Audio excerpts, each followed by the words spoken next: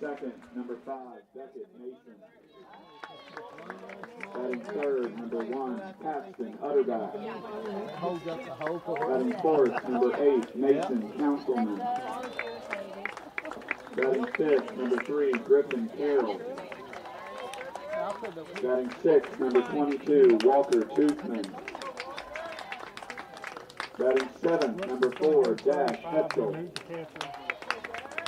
Batting eighth, number 99, Tripp Walls.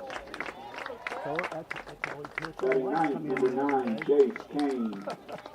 Batting 10th, number 35, Clayton Walters. Batting 11th, number 24, Easton Cogan. And batting 12th, number 20, Austin Myers. Coaches, Christian Bias, Sam Walls, Dean Ballinger, Dylan Hetzel, and your manager, A.J. Mason.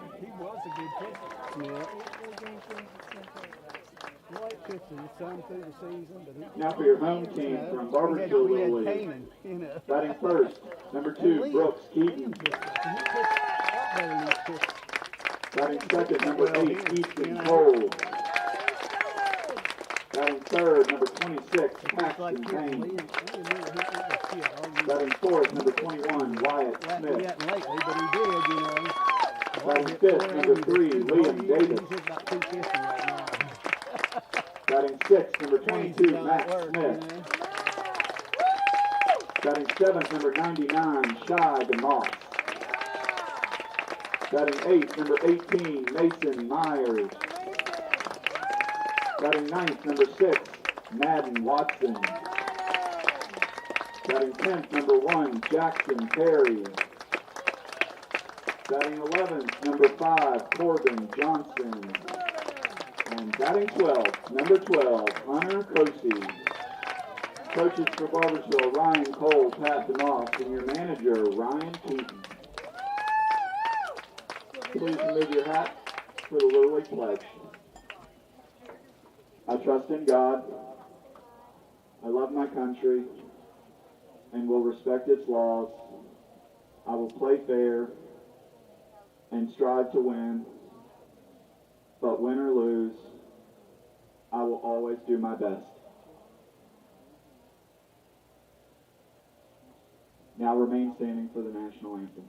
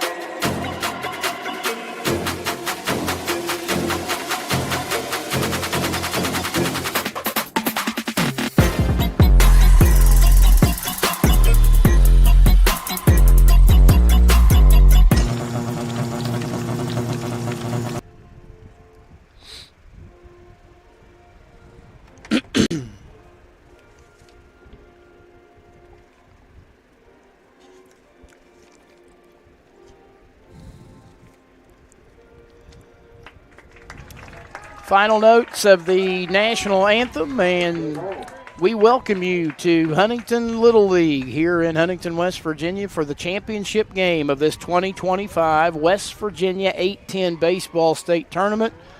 It is Jefferson taking on Barboursville. Good morning, Randy Payton, Rick Maroon. Happy to have you along as we wrap up this state championship. Somebody will win the title today and get to head to North Carolina to take part in the Tournament of State Champions. And Rick, we talked yesterday, our 2 semifinal games. We had 4 great teams. We had 2 great games, and now it all boils down to 2 teams in 1 game. Yep, everything on the line here, and a rematch from earlier in the tournament. Jefferson, a 4-3 winner over Barboursville, but that game was nip and tuck, as they say, all the way down the line, and Jefferson pulled that one out. But really this, when you think about Jefferson last night, Randy finished up late into the night with an exciting come-from-behind win after dropping behind 9-3. Came back and won in the last inning. Probably got home in time to get a bite to eat and a nap, and then they're back out here ready to go. So does that momentum help carry Jefferson or Barboursville, who, as you mentioned, had a nail-biter with CK, pulled out a 4-3 win over CK, had a little bit more time to kind of recover, but it's all on the line. Adrenaline will be in high supply, and it should be a great matchup. Jefferson's starting lineup looks this way. They'll be the visiting team in this contest. Bryce Mathias will lead it off and play shortstop. Beckett Mason, the catcher, bats second. Paxton Utterback, the third baseman, hits third. Mason Councilman will hit fourth and play left field. Griffin Carroll is an extra hitter, batting fifth. Hitting sixth and playing second base is Walker Toothman. Dash Hetzel gets the start on the mound. He'll hit seventh. Trip Walls, the right fielder, hits eighth. Jace Kane, an extra hitter, will bat ninth. Hitting 10th and playing first base is Clayton Walters. Easton Kogan, an extra hitter, will hit 11th. And Austin Myers will bat 12th. And he will play center field, and they will see what they can do, at least at game's beginning, against the offerings of Brooks Keaton, who we saw on the hill a couple of nights ago. Yeah, both teams very good quality depth on the mound, and that's what you got to have when you get into tournament play. And Keaton, again, pitched early in the tournament, did a good job, and he's back out there toeing the rubber today. While we've got the opportunity, let's see if we can quickly run through the Barboursville batting order. Brooks Keaton, the pitcher, will lead off. Easton Cole, the center fielder, will bat second. Paxton Payne, the shortstop, hits third. Wyatt Smith in right field bats fourth. Liam Davis plays third base, hits fifth. Matt Smith, the right fielder, will hit sixth. Shai DeMoss, the first baseman, will bat seventh, hitting eighth. The extra hitter, Mason Myers, batting ninth, is Madden Watson, the catcher, hitting 10th. An extra hitter, Jackson Perry, batting 11th. The left fielder, Corbin Johnson, and hitting 12th is an extra hitter in Hunter Casey. It will be Bryce Mathias to lead it off against Brooks Keaton, and let's play for a state championship here in the 8-10 baseball division. Keaton's first pitch of the morning is in there for a called strike, and we're underway.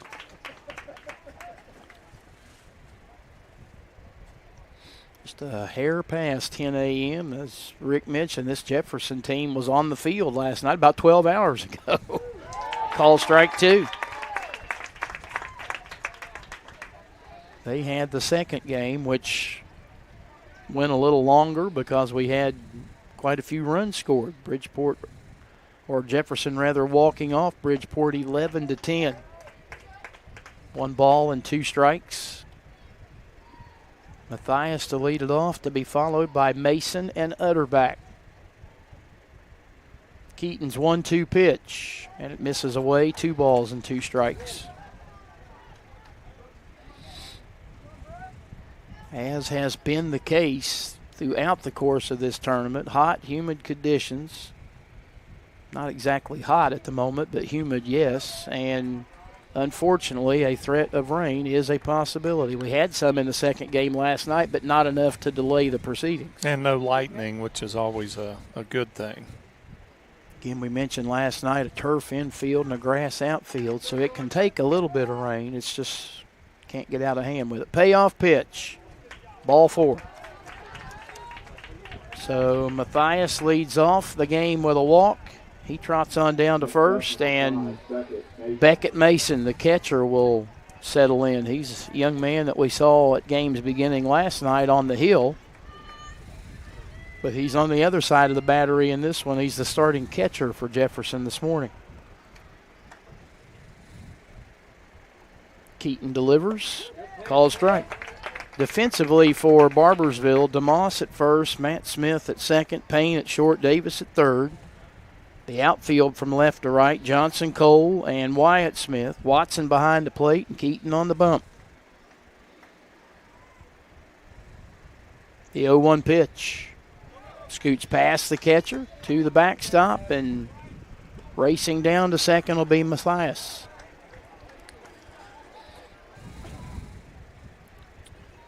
So a wild pitch that sends Mathias into scoring position, and Jefferson threatens in the inning number 1.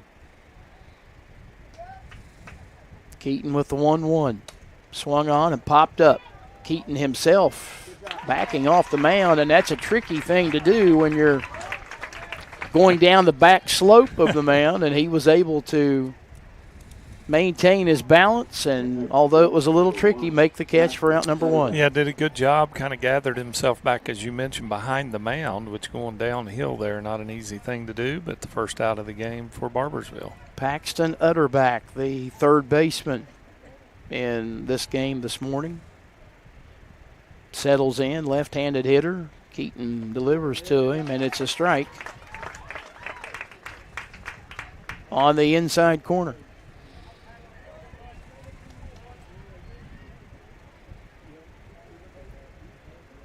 No balls and 1 strike, 1 on, 1 out. Top half of inning number 1. The pitch. Swung on, rolled back up the middle, backhanded near the bag by the second baseman. The throw to first is wide. Runner will round third. He'll come home.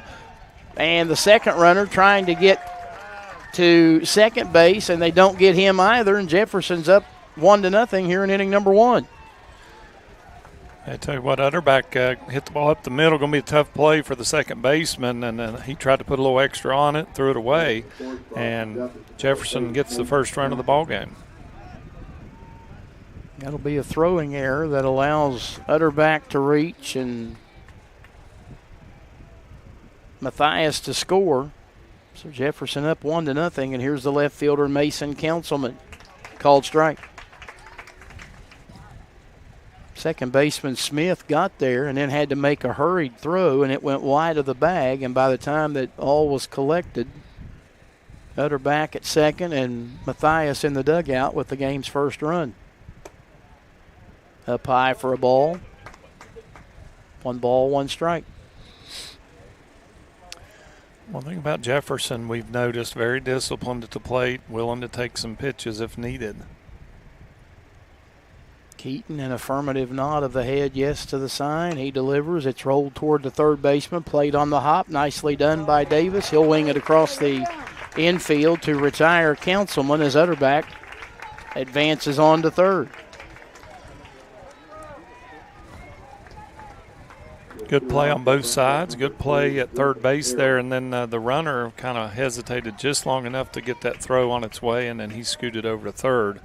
And Utterback puts himself in position to score. Extra hitter Griffin Carroll is a 2-out batter.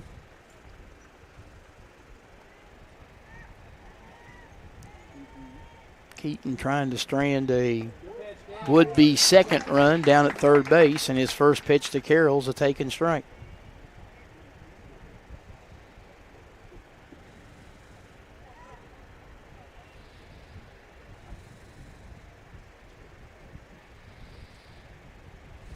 The 0-1 pitch.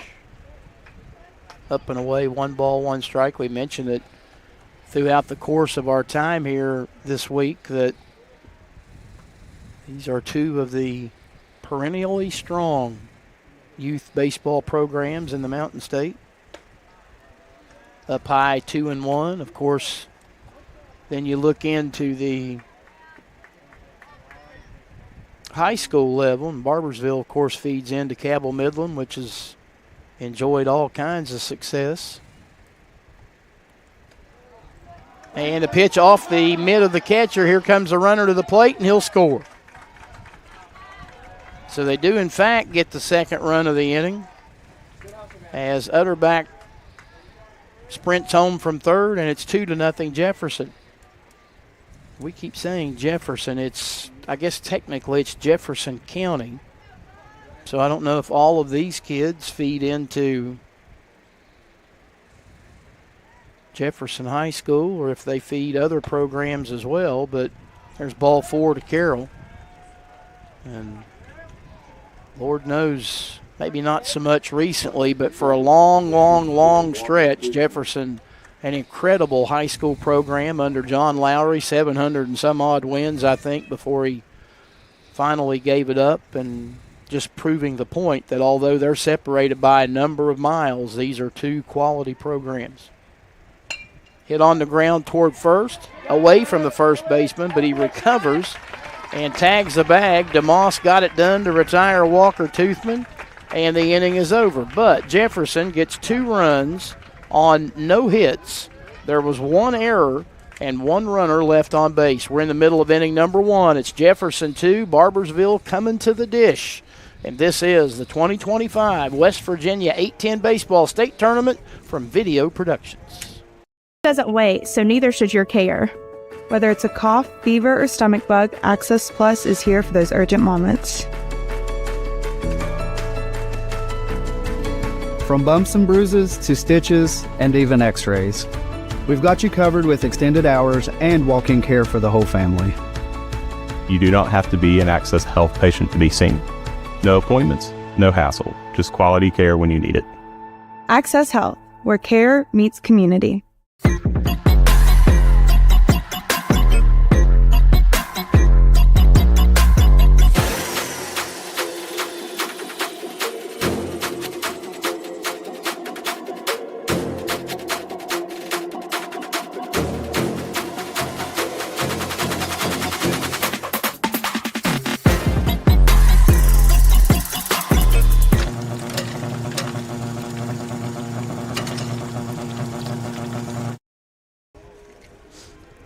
Jefferson gets 2 in the top half of the first, and now Barboursville will see what it can do against the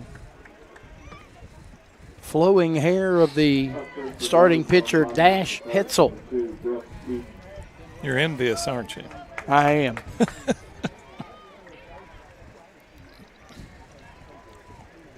I got my daddy's hairline. Yeah, and he didn't get much away. Call it a growing forehead. Yeah. Okay.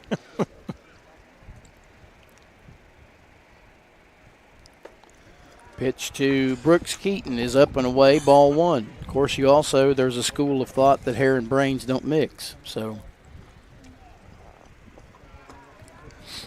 I won't go there. I can't evoke a comment from you.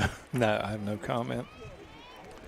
2 balls and no strikes to Keaton. He'll be followed by Cole and Payne here in the Barboursville first. He looks at a strike. Hetzel, if I'm not mistaken, the game that we saw with Jefferson yesterday, called strike on the inside edge, evens things up at 2-2. I believe is in center field at game's beginning last night. Yep.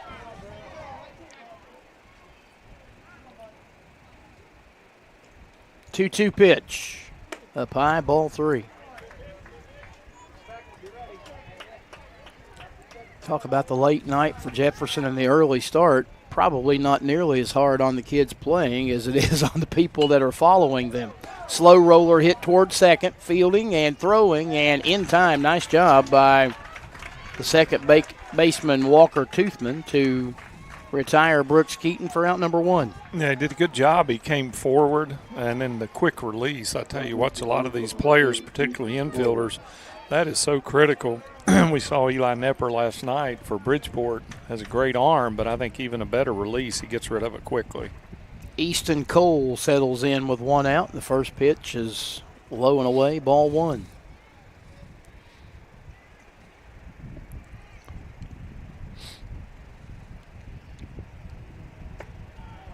That one's up, 2 balls and no strikes. And yes, the catcher, Beckett Mason, that's a left-handed catcher. Don't see that very often. Low and in, 3 balls and no strikes.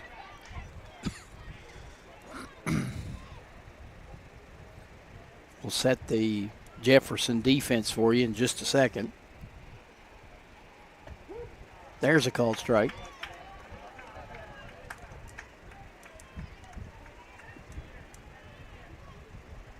Three and 1 to Easton Cole.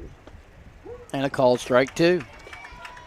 So a good comeback here by Hetzel, who fell behind 3 balls and no strikes, but he's come back to run the count full. And now the payoff. And it's in the dirt, and that'll be ball 4. Yeah, both these teams are adept at working the count, pushing the pitch counts up pretty quickly. And you see that patience here on both teams, and draws the walk, does Cole, and gets a base runner.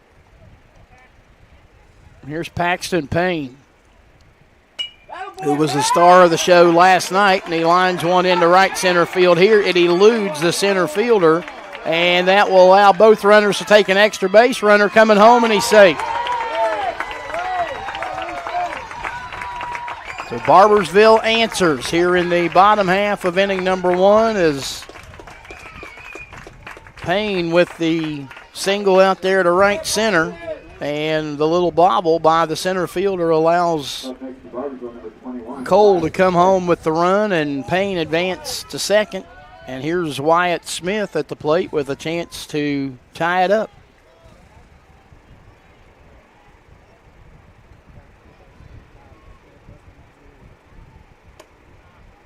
Called strike.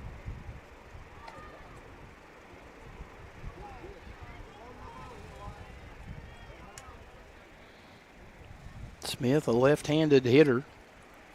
Actually, I think a ball. I think that signal was it was outside. Oh, high. okay. Yep, 2 balls and no strikes. That was the one thing I talked about yesterday. If you're going to call the ball, you can tell people where it is, but you don't have to necessarily motion. Yeah, because it's a little bit confusing. 2-0 pitch is inside, 3 balls and no strikes.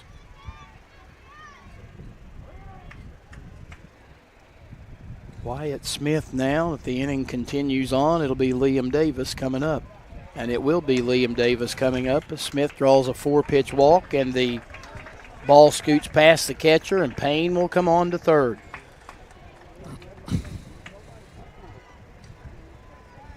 So runners at the corners with 1 in and 1 out for Liam Davis. And now time called. And we'll get a visit from the Jefferson dugout. It's also going to include the right fielder. Now we're going to get a pitching change, what we're going to get. I think Hetzel's day is done. Coach got the ball from him. The right fielder came in. I'm going to assume the right fielder is going to pitch, and that's the case. So Walls will be the new pitcher.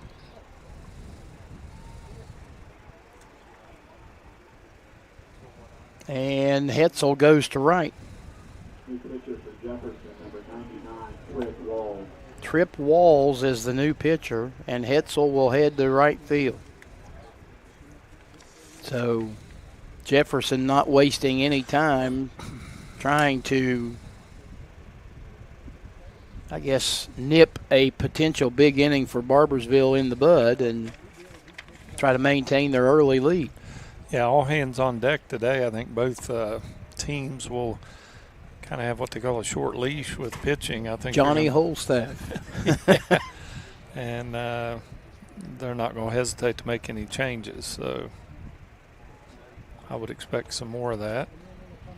Well, and as a matter of fact, I see Hetzel now come in from right field and go to the dugout, and it looks like the right fielder now is actually Griffin Carroll. There will be a quiz later.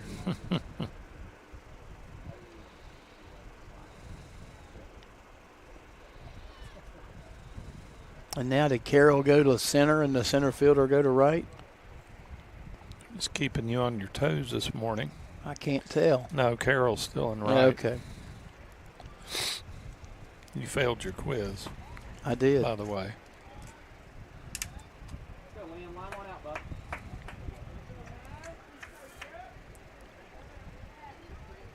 Now the home plate umpire goes out and reminds Walls of the situation. You've got runners at first and third and 1 out.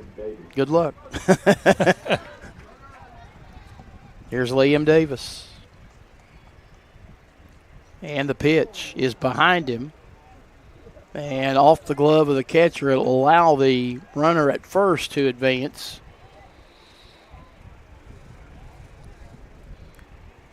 One ball and no strikes. So now 2 runners in scoring position with 1 in and 1 out. And Davis, with a base hit, can erase that early Jefferson lead altogether.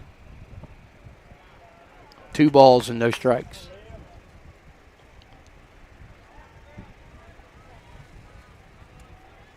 Tell you what, even I know obviously the game involves Barboursville, but a pretty nice crowd given the fact that the 10 o'clock start time wasn't announced until late last night, and I really didn't expect a whole bunch of folks here, but pretty nice crowd. Yep, good crowd here, and enjoying some great baseball here, state championship baseball. 2-ball, 1-strike pitch, swing and a miss. Actually a foul tip into the mid of the catcher. Glad you defined that for us. In case you were wondering, there is a difference, or so I'm told. Foul is foul, whether it's tipped or not. 2-2 pitch. Bounces up there, full count. Coach Marone, I see him scanning the outfield beyond, surely looking for that shaved ice truck. Man, that was good last night. It certainly was. Swing and a miss. Good comeback by Walls to retire Davis. So there's the second out of the inning, but still one more to negotiate. And he'll have to do that against the right fielder, Matt Smith. Good location on that pitch. Puts the batter in a tough spot. They go for it and doesn't come up with anything. Walls delivers. Called strike.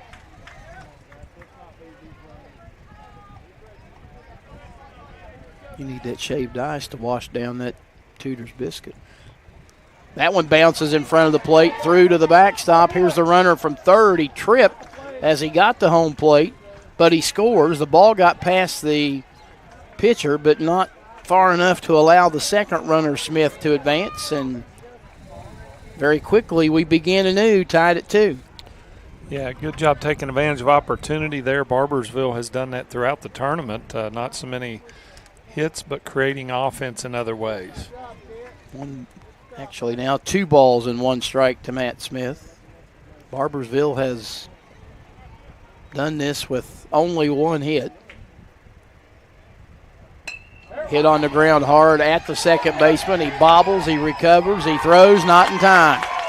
Run from third scores, and Barboursville here in the first has rallied from an early 2-run deficit to take a 3-2 lead. Second error of the inning against the All-Stars from Jefferson.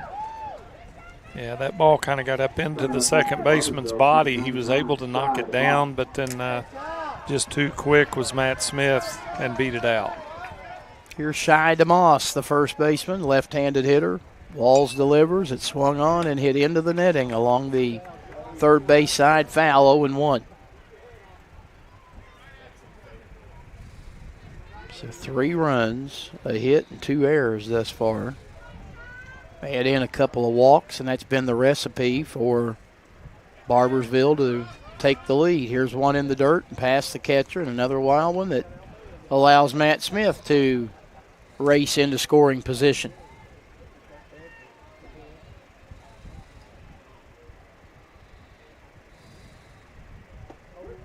Called strike 2. 1 ball, 2 strikes.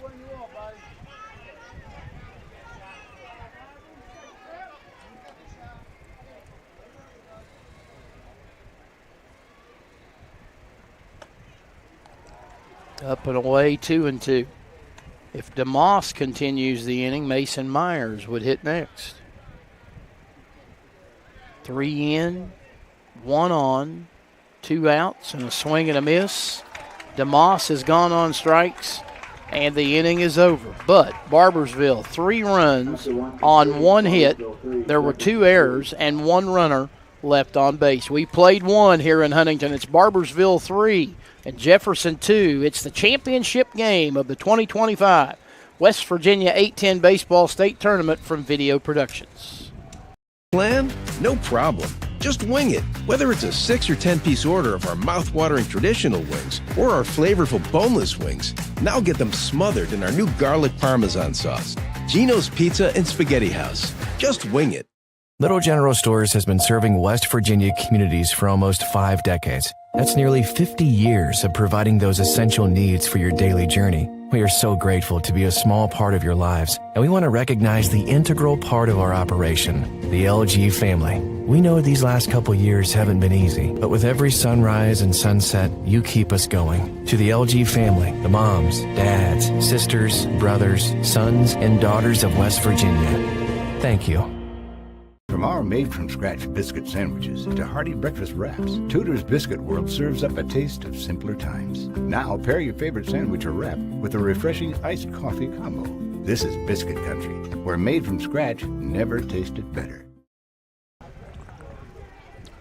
First inning is a scoring inning for both teams in this state championship game. Jefferson got 2 in the top of the first. Barboursville counters with 3 in the bottom half of the inning, and let the fun begin. Randy Payton, Rick Marone along with you on the call today, and we expected a lot of fun in this finale to this tournament, which began on the 4th of July, and got a little fireworks in the first inning. Yeah, fireworks, but just one combined hit between the two ball clubs. So, you don't know if a little bit of early nerves or whatnot, but I expect things to kind of settle in and these teams to play, good quality ball that they have been playing, and to be a close game throughout. But as you mentioned, 5 runs in the first inning combined. They keep that pace up, it's going to be a wild shootout.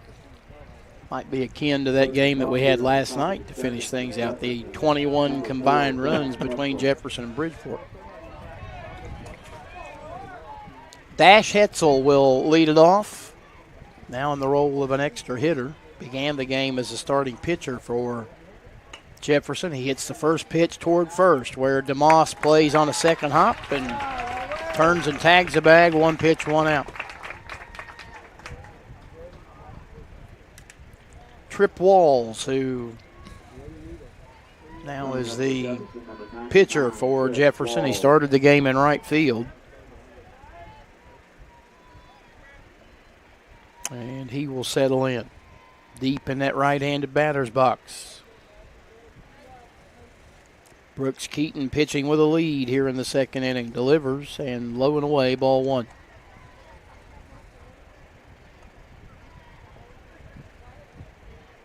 Tournament, as we said, started on the 4th of July. They were going double barrel action on both fields and continually whittling down until we got to the final 4 last night and the final 2 today. Here's a soft pop up off the end of the bat that will fall untouched in foul territory along the first baseline. It is 1-1.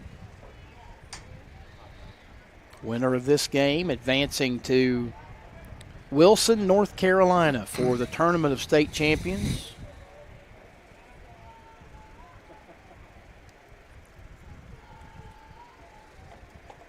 Outside, 2 balls and a strike, where if memory serves, they'll take on the champion from Tennessee at 2:30 on what'd you say, the 17th? 17th, yep.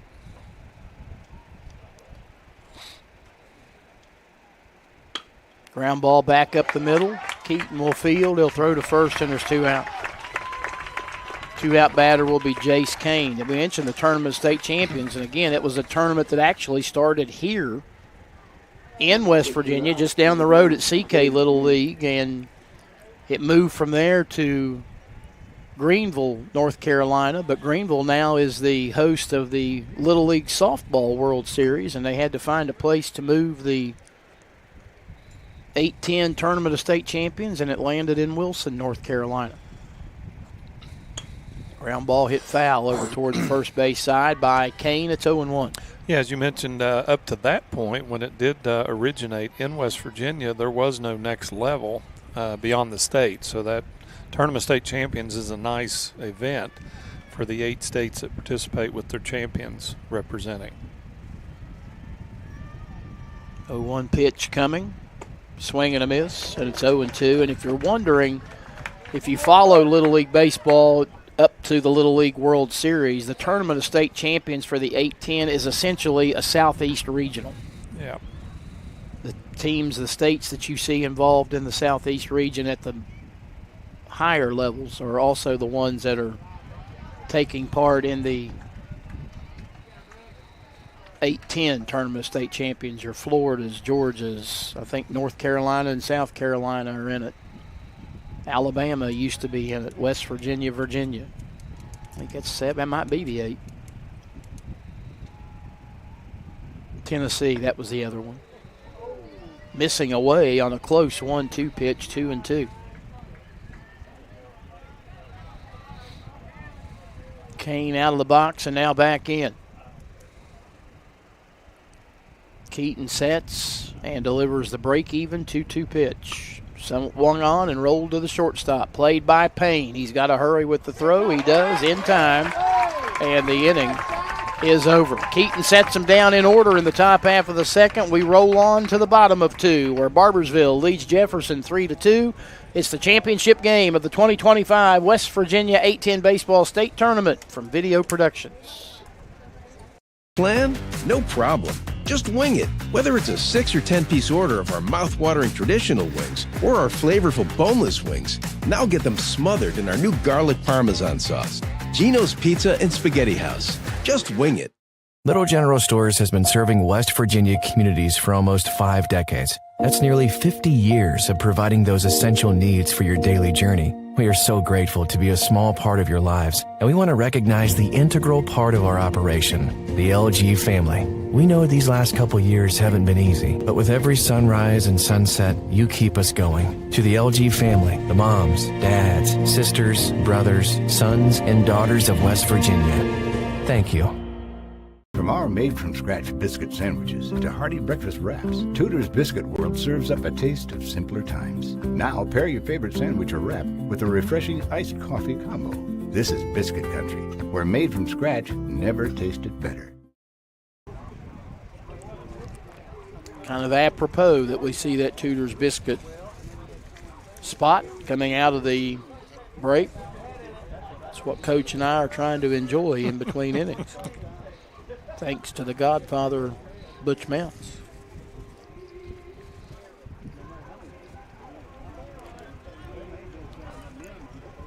What'd you get, a Ron? The Ron. I got a Rocket, minus the egg. It's like the takeoff, don't you? Gave the chickens the morning off. Called strike to Mason Myers as he begins inning number 2 for Barboursville. Myers, Watson, and Perry. Myers swings and sends one skyward, and right at the edge of the infield dirt, outfield grass, it is the shortstop, Matthias, who will make the catch, and Myers is gone for out number 1. We mentioned last night, really critical to get that leadoff man out if you're on defense. And good job there from Walls to retire the first batter and trying to keep Barboursville from extending their lead. Madden Watson, the catcher, swings at the first pitch and fouls it into the netting 0-1.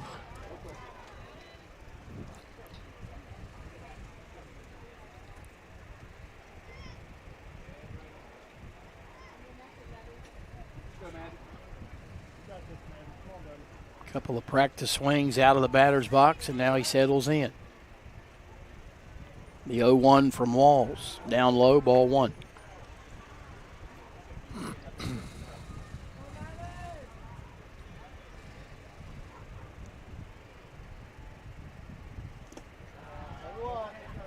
Two balls and a strike. We mentioned the crowd. Nice to see that both of these teams have a pretty solid following, and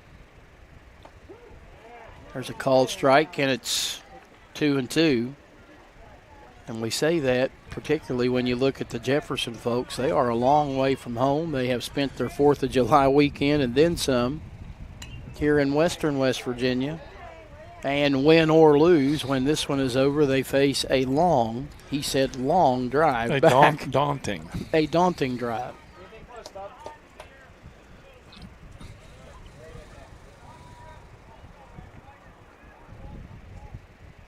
Pitch, hit on a line and back up the middle and into center field for a base hit. So Madden Watson with a 1-out single. See if they'll run for him. Mason Myers comes back out. I don't know that they will, but That's a possibility. Jackson Perry is the batter. Up to bat for Barboursville. Barboursville has that option if they wanted to do that, but apparently they're not going to. Jackson Perry ducks under that one. Ball one.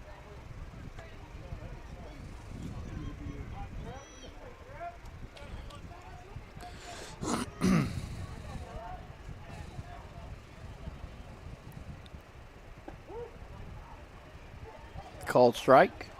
And a delayed break by the runner. And in safely at second.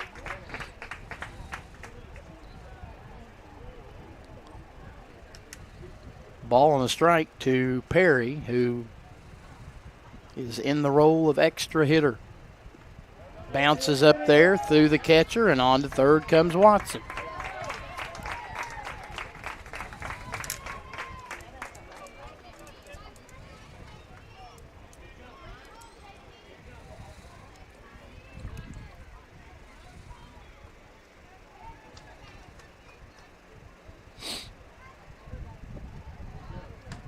One is in the dirt, and it runs the count to 3-1. Should Perry reach Corbin Johnson? Waiting to see what he can do at the plate next. Walls delivers the 3-1, and they show bunt, and bunted one that was way over his head. Now he smacks himself on the helmet saying, "Why did I do that?" Yeah, these are the players in that order that can really create some problems. Bottom of the order, if you can get on base and get some things going and bring the top of the order up. Bounces up there, ball four. So a walk puts him at first and third with one out, and the aforementioned Mr. Johnson to the plate. Number 5, Corbin Johnson.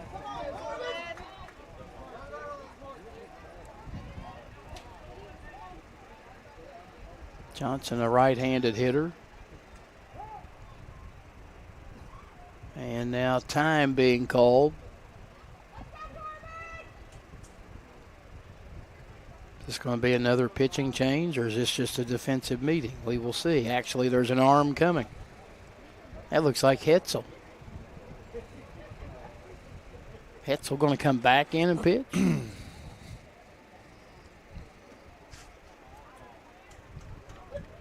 Well, Walls is done in terms of pitching. Nope, Hetzel's going to, well, looks like he's going to be on the infield. And the new pitcher is going to be Matthias.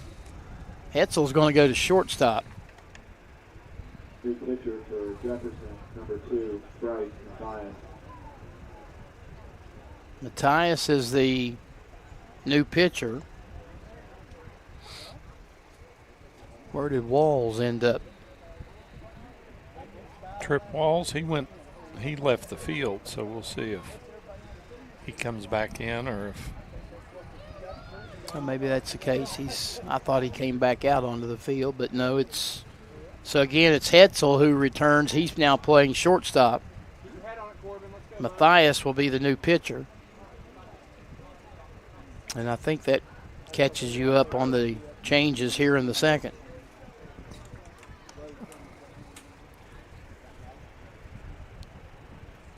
After Matthias gets his warm-up tosses, as we said, it'll be Corbin Johnson, the first batter that he faces.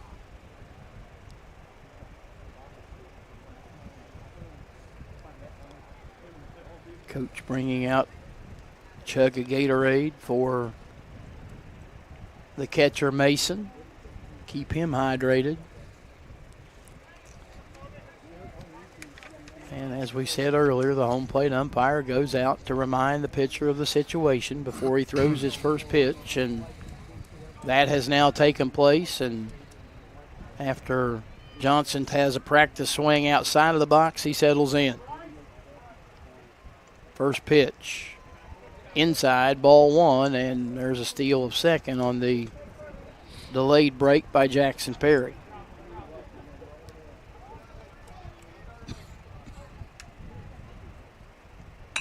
Ground ball hit the shortstop. And Hetzel gets tested early. It looked like it bounced off of him. He's down in a heap. And a run scores, and a runner comes to third. I don't know where it got him, but it looked like it bounced up at the last second, and he's down on all fours. Here's a look at it. I can't tell if it hopped up and got him on the shoulder. Didn't look like a bad hop. The road is not involved there. We don't want to speculate. Obviously, we're pretty good ways back, but took a tough hop.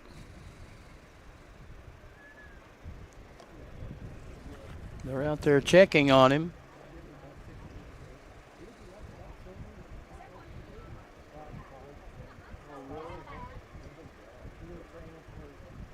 So the run scores to make it 4-2 Barboursville. And again, they continue to check on the well-being of the shortstop Hetzel, who began the game as the pitcher. Then he went out, and when they made the pitching change a moment ago, he was the guy they brought in to replace Matthias at shortstop. Now here comes Walls back. Walls may very well go to shortstop, and Hetzel go to the dugout. And that's going to be the case. And he's kind of gingerly working his way off the field. Hope that young man's okay.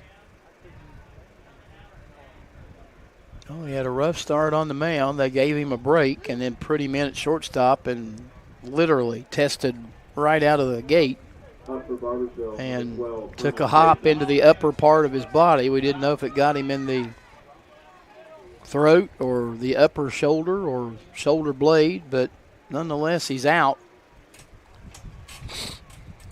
Here's Hunter Casey at the plate, and he looks at a strike.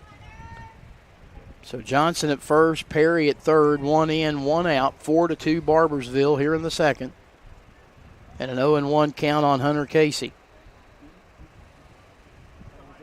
This is my opportunity to say we're literally looking at Casey at the bat. You've always wanted to do that, haven't you? Are we in Mudville? Johnson streaks to second. 1 ball and 1 strike. Foul back, and it's 1-2. I guess the folks from Barboursville are hoping that the way that poem went, that the mighty Casey does not strike out here. Yeah, they'd like to change the ending to that. 1-2 pitch. Down low, 2-2.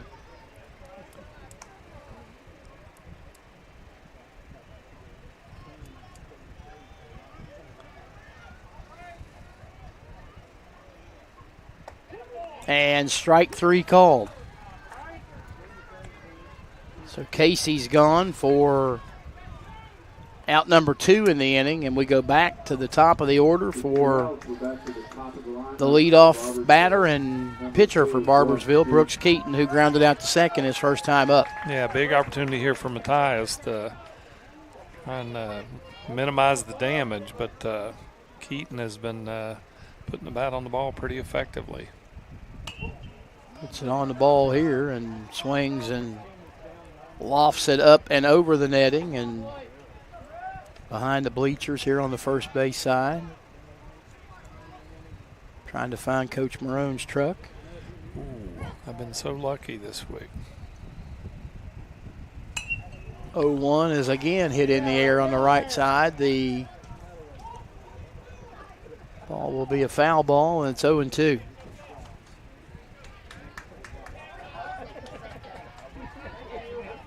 No balls, 2 strikes.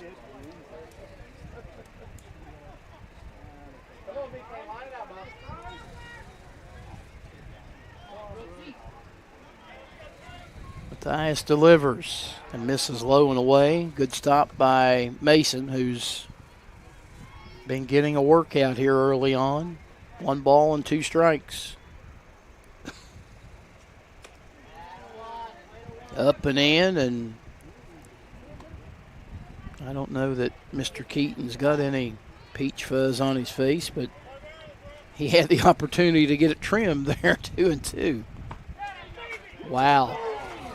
I don't think the ump wanted to call it, and he couldn't not call it. It was right on the outside corner, a perfect pitch, but there was a awkward silence, as they say, and then it was like, well, everybody in the place knows it's a strike. I better go ahead and call it. So, big-time pitching from Bryce Mathias as he gets out of the jam a little bit. Barboursville a run on a hit. There was an error, and there was 2 runners left on base. We played 2 complete. It's Barboursville 4, Jefferson 2. It's the championship of the 2025 West Virginia 810 Baseball State Tournament from Video Productions.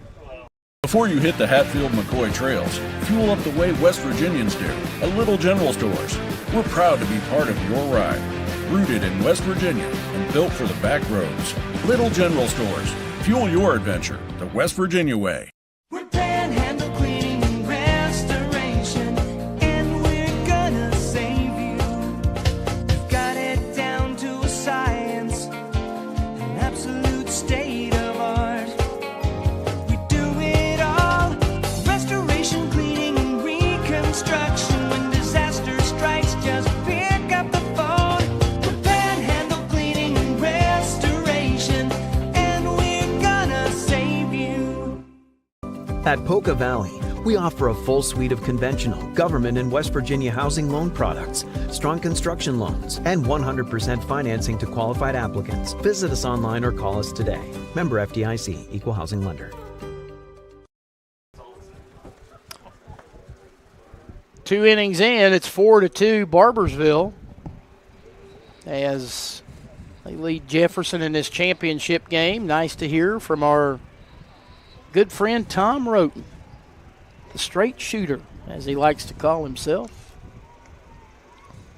Former radio host here in Huntington and doing it now for a different company, and we appreciate his high praise of our efforts, although I don't know that he's spot on. It's going to cost me a little money now that he's said that.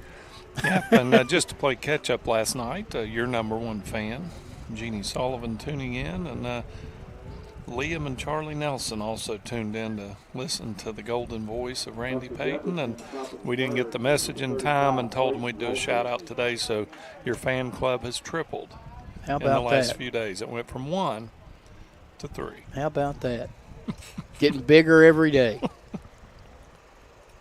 It'll be Clayton Walters to lead it off, and the first pitch from Brooks Keaton is a taken strike, and it's 0-1. Walters, Kogan, and Myers, 10, 11, and 12. In the batting order for Jefferson here in the third. They trail 4-2 after jumping out to an early 2-0 lead. 1 ball, 1 strike. Walters taps the head of the bat on the plate. Standing in there all the while, waiting on the 1-1. Keaton finally comes set, and he delivers. Up high, 2-1. And one thing about this Jefferson team we saw last night, they fell behind to Bridgeport. No panic. They just keep playing their game and just keep chipping away. Jefferson still looking for its first hit. Swing and a miss, and that one off the mitt. Back to the backstop. 2 ball, 2 strike count.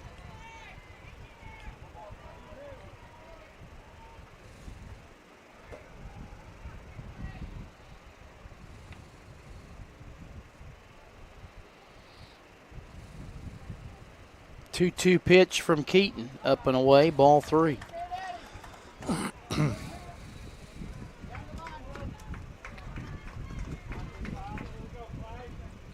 Final day of action here in Huntington's Ritter Park area.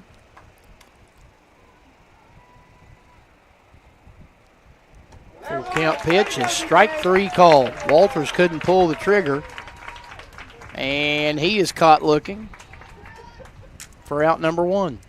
That'll bring up Easton Kogan. We mentioned our shout out to Tom Roten. We also give a shout out to good buddy of ours, who a local youth baseball and high school baseball umpire, Mr. Bill Palmer. Bill is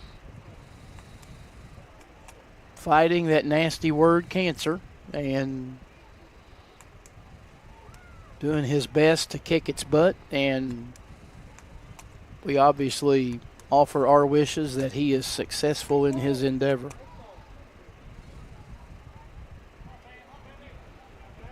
Great guy, and he is watching down the left field line as we speak.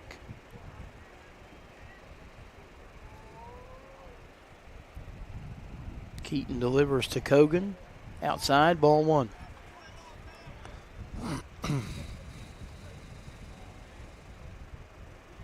Tell you what, talk about youth sports, and more often than not, you're going to have knuckleheads wherever, but for the most part, some really good people that step up and help to administer youth sports, either as a coach or a league administrator or an umpire or whatever the case might be.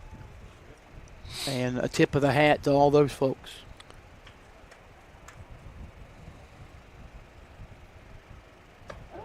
Called strike, and it's 2-1. Youth sports is one of those things, the old saying, it takes a village. It does take a village, too. Yeah. Particularly when you're hosting a state tournament like the folks here at Huntington are doing. And all volunteers. I mean, there's nobody getting paid out here, and that makes it even more so the quality of people you can get, and that's the only way it happens. You got to have everybody to make it happen, just as you said. Teamwork makes the dream work. 3-1, called strike two.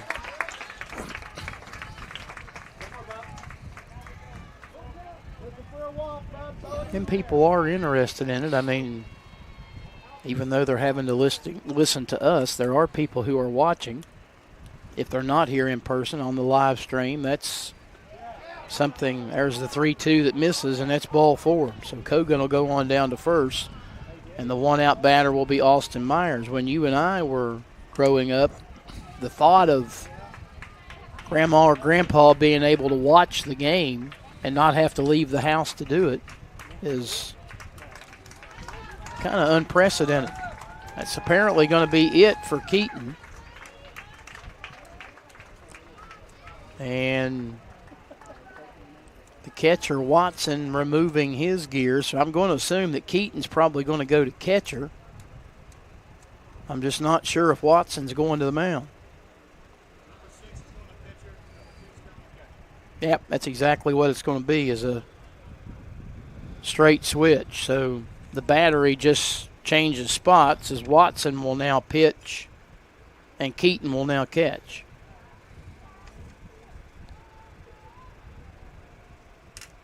Yeah, Mom and Dad and Grandma and Grandpa, they didn't have the opportunity to.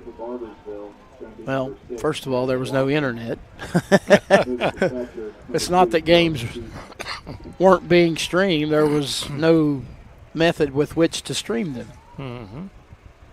And that, of course, has changed as that situation is a continually evolving medium, and we're happy to be involved in it. Weren't here on the first couple of days of the tournament, but Butch literally made a call to the bullpen, and we've been here ever since. Arms were scarce. Signal down for the righty. Well, I think it's obvious that if anybody could throw, it was Johnny Holstaff on the on that end of things too. Or Orville Rogers may have been down there getting loose. To which I would say, zoinks. I left here last night so proud of myself that I was able to impart wisdom on you guys that you had no idea. Me and Zane were just in awe. I mean, we were just amazed of your depth of knowledge, and I'm sure those that were listening at home as well. I'm the master of minutia. Yes. People left the broadcast with more knowledge than they came with. They went to bed a whole lot smarter last night, didn't they? Who knew who Shaggy was? Who cared who Shaggy was? as I reflect on That's things. probably the bigger question. As I reflect on things. Well, you never know what comes up during the course of a broadcast. You could end up finding yourself on Trivia Pursuit or Jeopardy or something like that. We could be robots and just say ball, strike, hit, run. Now you gotta. Yeah, you gotta bring a little flavor. That's exactly right. Bring a little sauce. You have to enlighten the audience a little bit, even if your audience might be the guy working the game with you. Yeah.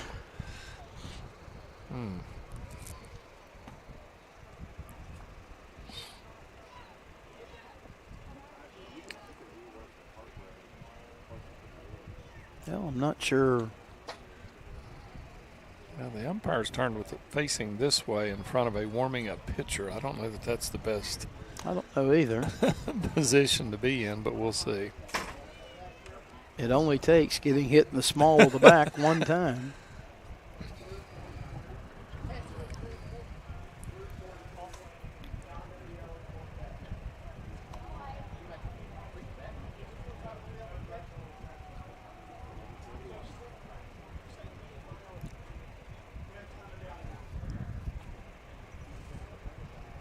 And apparently, they're talking. They said he threw 42 pitches. He is ineligible to catch.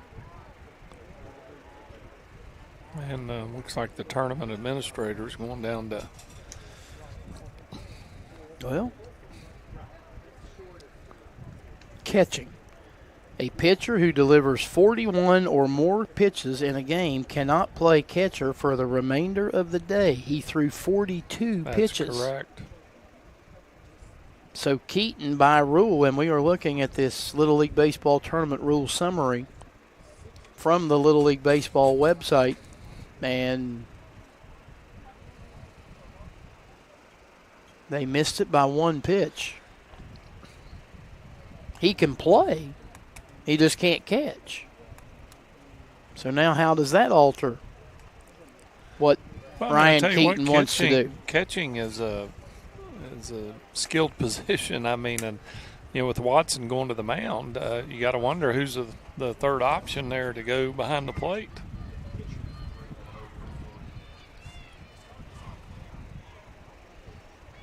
So Barboursville will have to go to another catcher. Yep.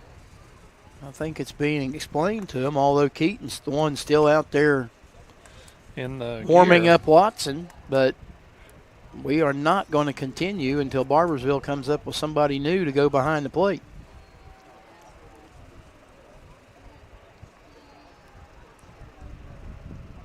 And I have to admit, that is a rule that I was unaware of.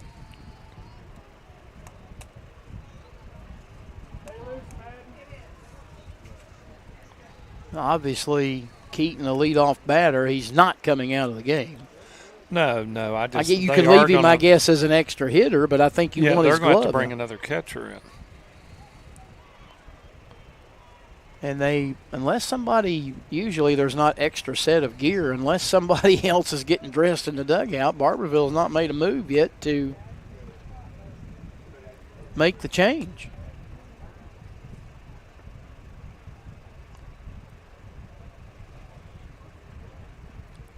I thought I was going to have to go hunting and digging for that, but you're going to your good buddy AI.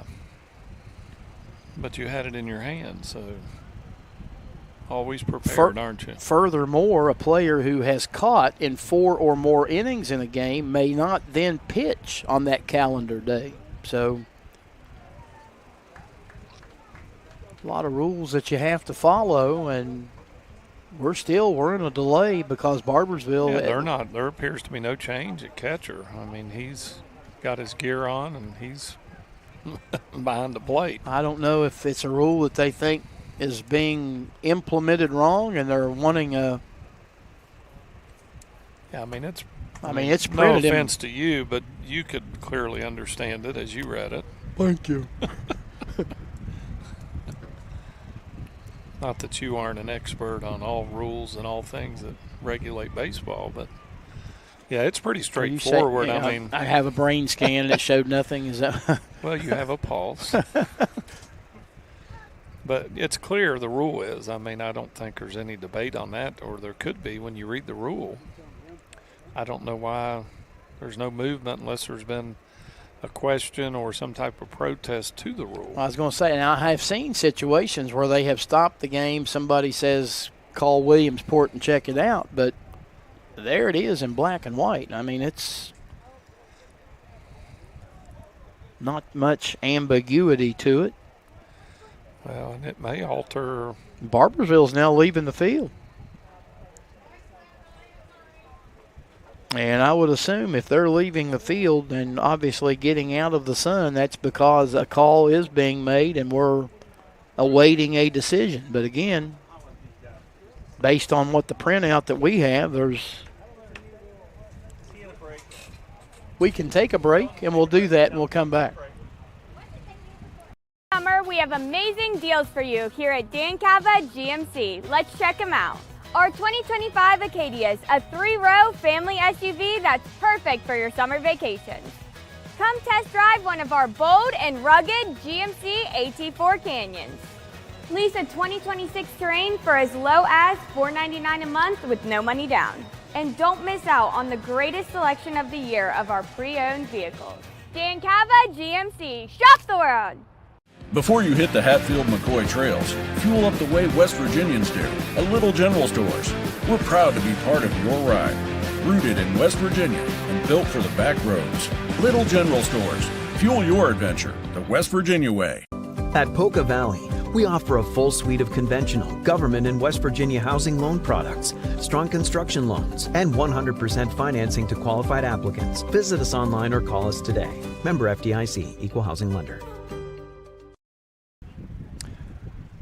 Back here as they continue to try to sort out the situation as to whether or not Brooks Keaton is eligible to catch or not. And I think Barboursville folks are thinking that maybe they could, since he was under 41 pitches prior to the start of the batter that he just faced, that it reverts back to that. But pretty much what we read in black and white, I don't think that's the case, and I don't think they're going to be able to put Keaton at catcher.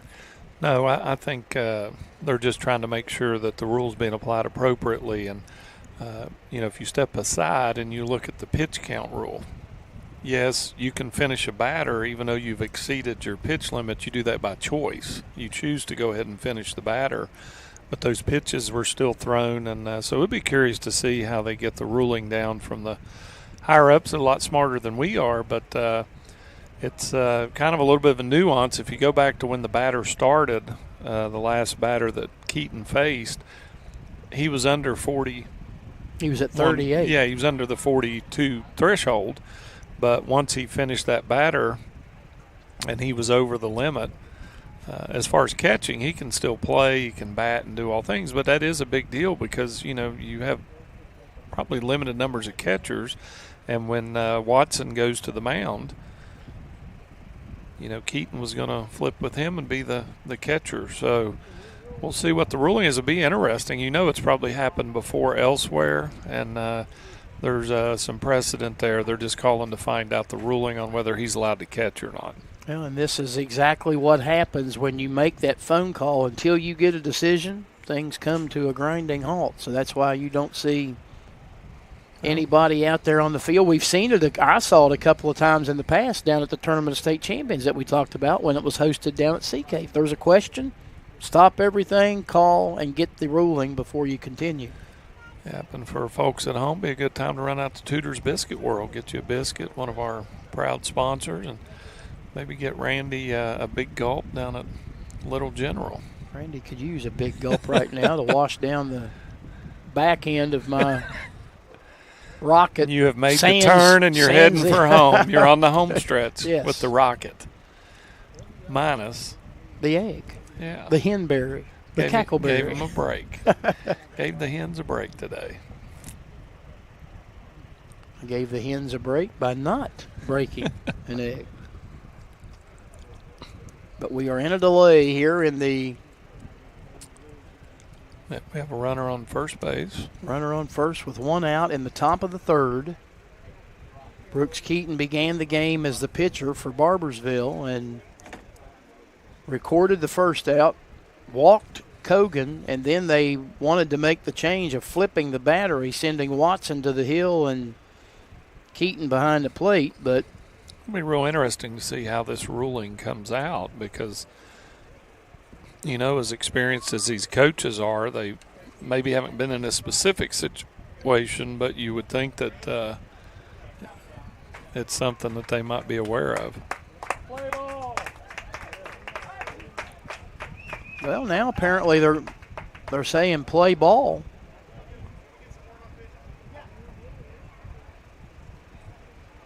And as they say play ball, let's see if Keaton comes back out behind the plate. I mean, all I'm doing is reading what was in front of us, which seemed pretty. Yeah, they called the people that are in charge of those things, and they'll hand down the ruling. And just on a side note, kind of in a window of good weather here. Of course, the delay pushes you back a little bit. There's some clouds forming up, and hopefully we're able to get this one in. And looks like one of the tournament administrators down there filling everybody in on it. I'm looking to see that is Keaton behind the plate, isn't it? Isn't that number 2? Yeah, he's stayed in there. Well, apparently then there's some alteration to the paper that I was reading from because it looked, as we read it, pretty cut and dry, but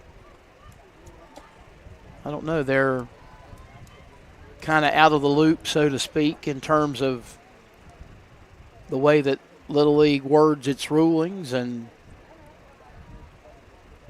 apparently it was something different than what we had. Yeah, obviously maybe needs to be an asterisk or maybe in the official. We have the summary of the rules, and probably doesn't happen all that often, but now we know. All right, so here's Watson to Austin Myers, and after a bit of a delay, we are back to action, and it's a called strike, 0-1.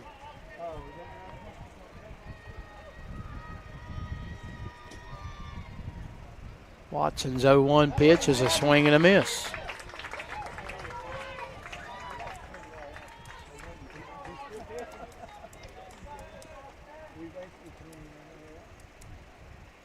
Trying to make quick work of Myers. The 0-2 is up high. 1 ball, 2 strikes. Bryce Mathias, the leadoff batter, waiting to bat in a moment. The 1-2 swing and a foul tip. The home plate umpire said foul tip and he's out, but the catcher didn't catch it. Yeah, just one small detail. The ball wasn't caught, so he still had a foul tip. Turns into a foul ball. Correct. There will be a quiz on that, too. 1-2. Foul tipped at the plate. Second verse, same as the first. The count holds at 1-2.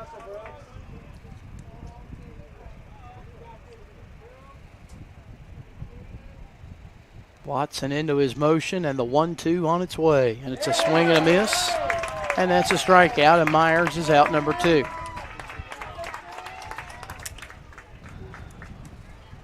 So we will, in fact, turn the lineup over and go back to the top of the order for Bryce Mathias, who walked and scored in inning number 1.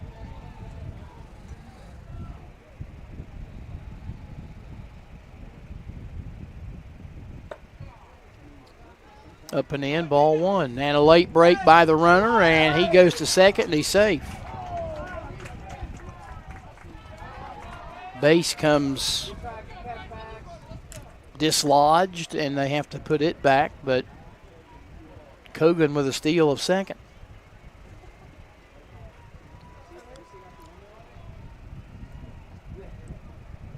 The 1-1 pitch. Inside as Mathias turns away from it, 2 balls and a strike.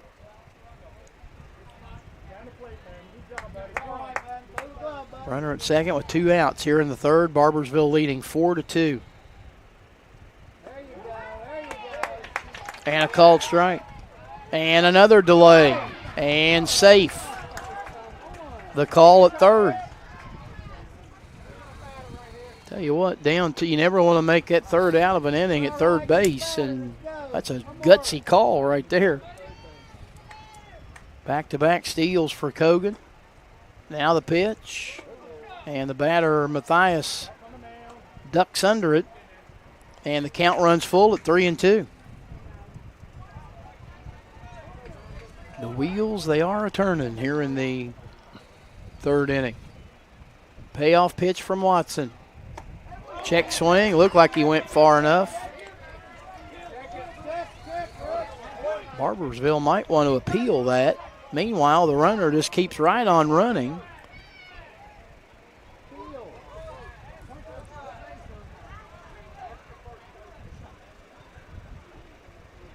I think they have to ask the home plate umpire for an appeal, and he says I made the call. Wow. So a walk, and Matthias just kept right on running to second. So he walks, but he ends up at second base, and now here's Beckett Mason.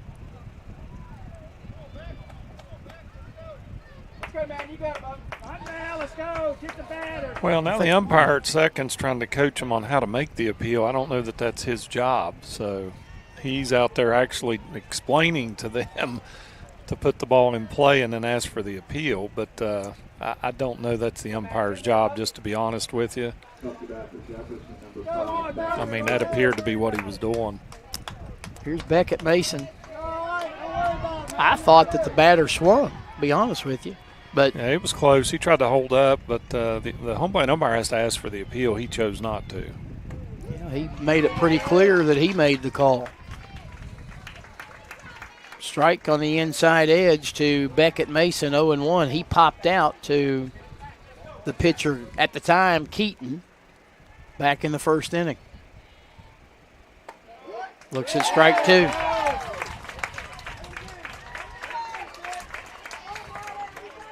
So Watson trying to shut down the Jefferson rally and get his team to the dugout. He's ahead 0-2 and pitching. And it's popped up and into right field. It got over the head of the second baseman. 1 run scores. Now the right fielder has trouble coming up with it. 2 runs score. The batter ends up at second, and we're tied at 4. Tell you what, great job from Mason. He stayed down on the pitch. He hit it where it was pitched. We talked about yesterday, a lot of players try and pull everything, and he did a good job going with the pitch and a huge 2 RBI single, and then advanced to second on the misplayed ball in right field. Here's Paxton Utterback, who reached on an error and scored in the first. That one in the dirt, and here comes the runner Mason to third. So you have that delay, and then after the delay, Jefferson kind of springing to life. Mason didn't get a whole lot of that ball, but matter of fact, when it left the bat, I thought it was going to be caught, but it cleared the head of the second baseman and dropped in between he and the right fielder. That pitch up and away. 2 balls, no strikes.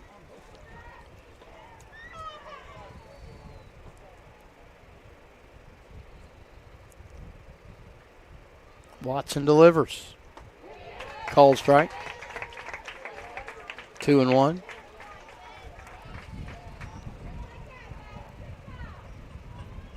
Wind had the flags a moment ago blowing out to right field. Now they're trying to make their way back again in that direction as the breeze stirs up, and the pitch misses outside, 3-1.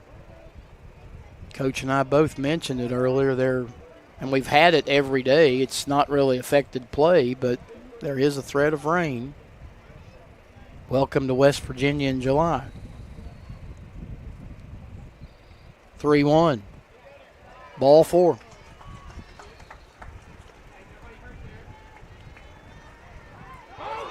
And here comes a runner to the plate, and he'll score. Utterback kept on going to first and drew the defense's attention, and when they looked to make a play on him, the runner at third broke, and Then when they tried to get Mason at the plate, they ended up not getting anybody. Yeah, Utterback just kept right on going after he got the walk. He rounded first and just kept on going and drew the attention, as you mentioned, and probably could have gotten him out. He was going to try and get in the pickles, they used to say, getting a run down and get the run in. And by the time the pitcher turned around, already darting in was Beckett Mason. So a 3-run third inning has put Jefferson back in front, and now time called as Ryan Keaton goes to the mound to talk things over with the inner defense. Strange game thus far. Yeah, been a lot of action. Had protests and everything else. I'd still like to know how they came about that decision. Just so I know. Well, exactly. not that it's wrong. I just right. But in reality, I mean, the rule is in there because it's a safety rule. Correct. It's really just like not the pitch saying count. it doesn't. Yeah, it doesn't have anything to do, but it's to protect the players. And if the ruling they got down is if you start that last batter prior to that threshold, it is what it is. But it'd be something you would think that would be common knowledge, but you don't know how many times that's been encountered. Correct. Just trying to be the voice of reason. I understand. Councilman will bat after the conference on the mound breaks up, and he looks at a strike. Sun popping out. Councilman's first at bat, he grounded to third in the first inning. That one in the dirt through the catcher, and on to third will come Utterback.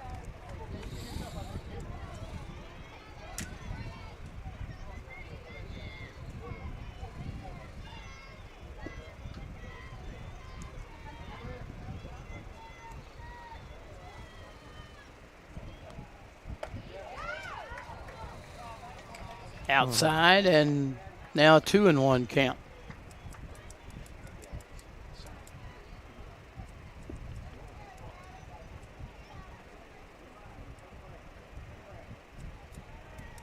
Watson back on the rubber and ready. Pitching. Outside. Ball 3.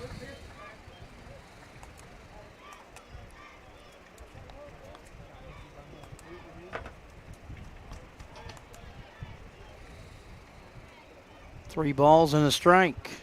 Pitch to Councilman. Strike on the outside edge, and it runs it full. So Watson needing one more to stop the bleeding and get out of the inning. Here's the payoff. And it swung on and hit on a line off the glove of the third baseman. All hands are going to be safe. Another run will score, and it's 6-4.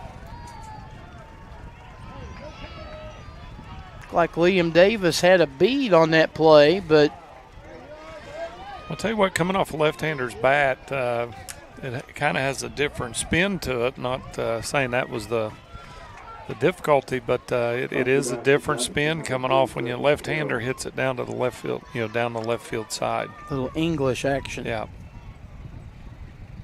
Here's Griffin Carroll. Called strike. Davis took a step back and looked like he was going to get it, but again, you don't know about the spin on the ball or whatever the case might be, and it got off the end of his glove and keeps the inning going. 1 ball, 1 strike. Griffin Carroll walked his first time up.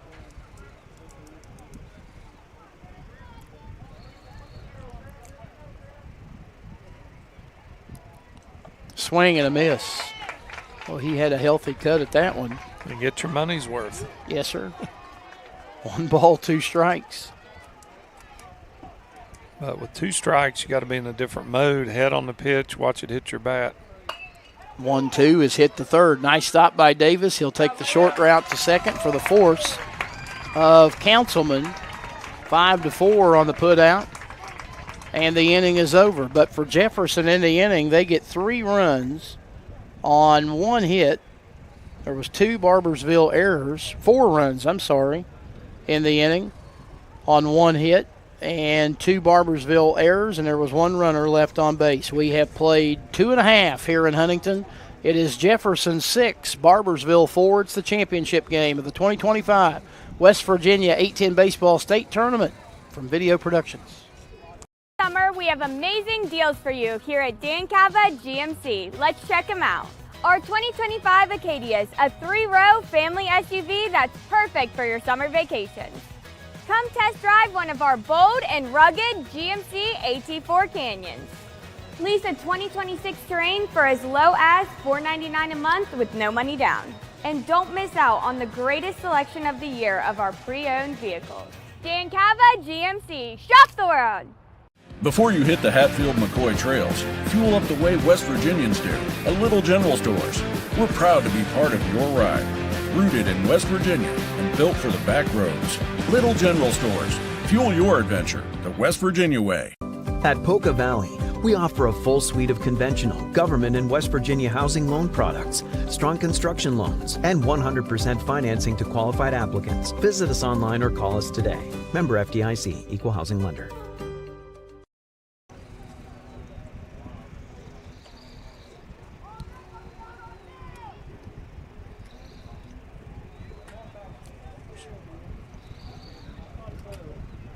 Got a new catcher for Jefferson as Jace Kane is behind the plate. Telling you, I need a drink bad. Not a pat on the back. No, I was contemplating the Heimlich there, but not nearly as refreshing, the pat on the back. Gave up on the slush puppy. The shaved ice truck's Shaved not Ice here. was busy today, not able to make it.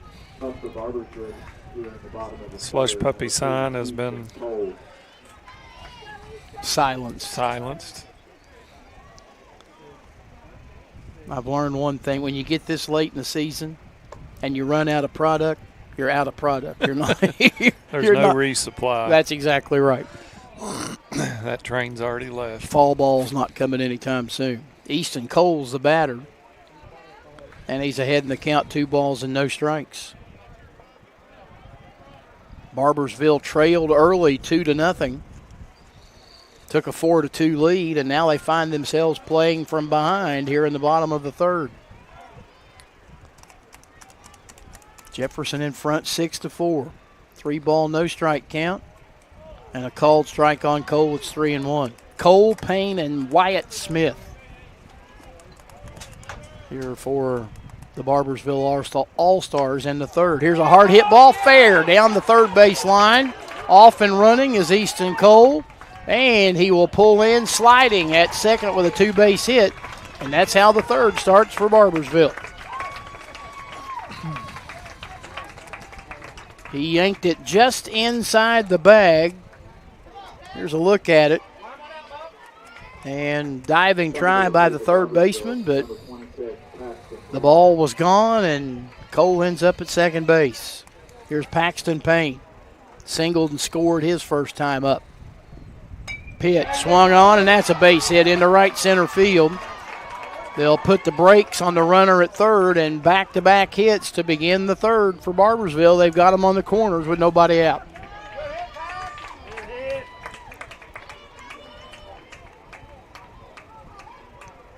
That'll bring up Wyatt, and now a late break, and Payne ends up at second. Yeah, pitcher returned to the rubber, so they send him back. Oh, okay. Number 21, Wyatt Smith.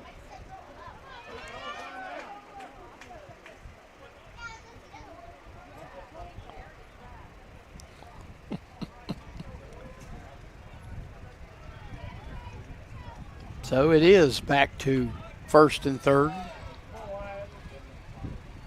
Wyatt Smith, who walked and scored in Barboursville's 3-run first, is there at the plate.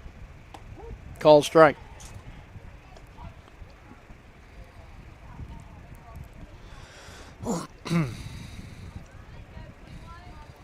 Smith out of the batter's box, looking down to 3rd base for the sign from his manager, Ryan Keaton, and now settles back in. Pitch slow and away, and now the runner will break for second, and it's a stolen base, and he ends up there anyway.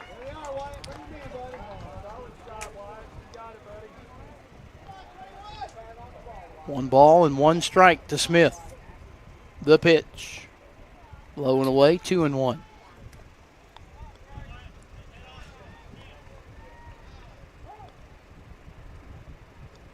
It becomes summer vacation / the start of football for one of these teams after the game today. As we said, the winner will make reservations for the hotel down in North Carolina and head south to be part of the Tournament of State Champions at Wilson Little League in Wilson, North Carolina.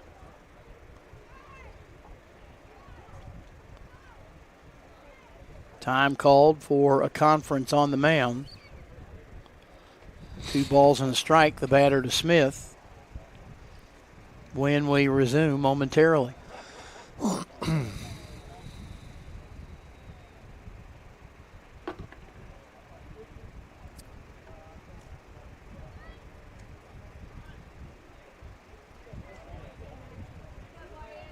Meeting is over. Defense heads back from whence they came. Smith back toward the home plate area. Home plate umpire's got a bottle of cold water. Staying hydrated. Got to on a day like today. Temperature not going to make it up to where it has been, but you add in that plus the humidity, and doesn't take much to become rather uncomfortable. 3-1 the count to Wyatt Smith.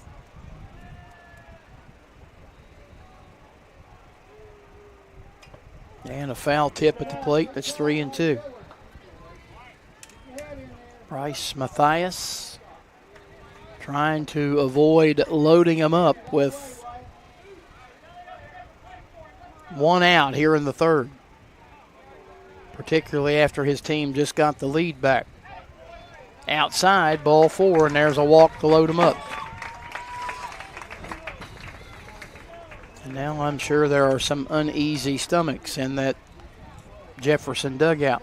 Yeah, this has been a back and forth affair from the get-go. I don't expect it to change. Jefferson noses out in front, and Barboursville back threatening again. Liam Davis, bases loaded and nobody out. He struck out swinging his first time up.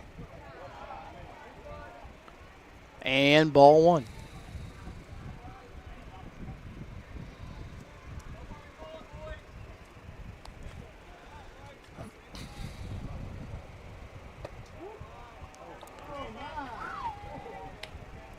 That looked low and in, but strike was the call, and it's 1-1.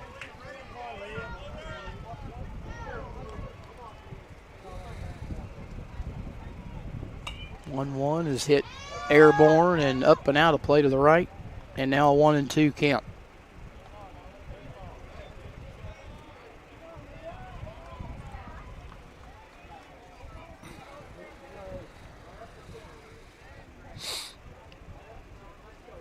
Davis back in and waiting. Mathias the 1-2. Just away, 2 balls and 2 strikes.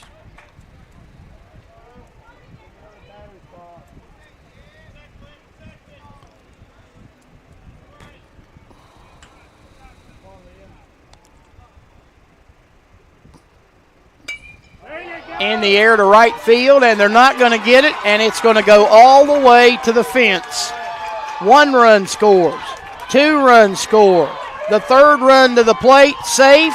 Davis makes a wide turn at third, and they'll run him back to the bag, but a bases clearing triple off the bat of Liam Davis down the right field line. And Barboursville, after giving up the lead in the top of the inning, they grab it back here in the bottom half. They lead at 7-6. And apropos for Davis to be the one to drive in the leading runs, he was at third base on the ball that was hit down there that was tough to handle. So that young man redeems himself with a huge 3 RBI triple. And still nobody out in the inning, and Barboursville got to be thinking about much more. Called strike to Matt Smith, who reached on an error his first time up.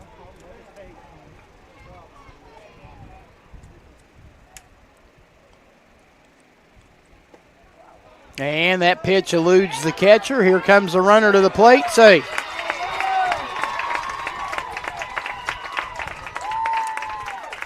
Now an 8-6 ball game.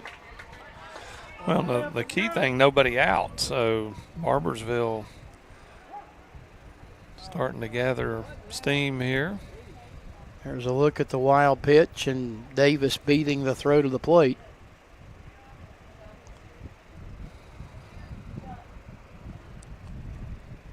And now time called. I think when the ball got thrown back to the plate to try and make a play, he got hit. It missed his glove or tipped his glove and it hit him in the side of the. That's what the home plate umpire is signaling, that he got hit in the cheek with the ball, and now we've got another break in the action.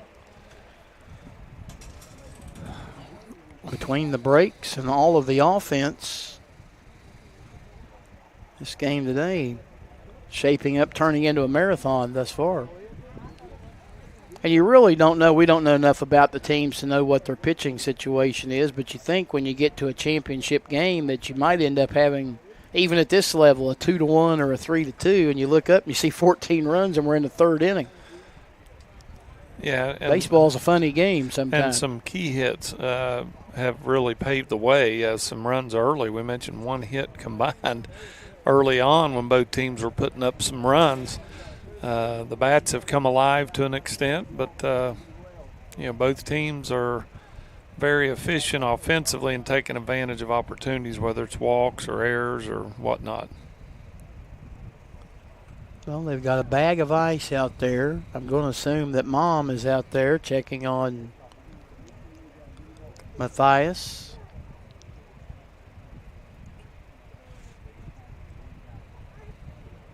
I would also tend to think that he is probably, at least for a little bit, is he going to leave the game or not? And if he does, we'll see another pitcher, and he is leaving.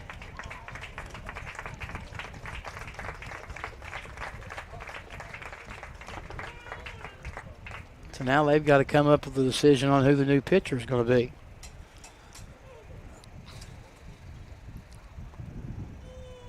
On a day where you already, to some degree, may be hamstrung on who you can throw out there and who you can't. A.J. Mason, the manager for Jefferson, going to have to make a decision. It appears as if the new pitcher is going to be Griffin Carroll.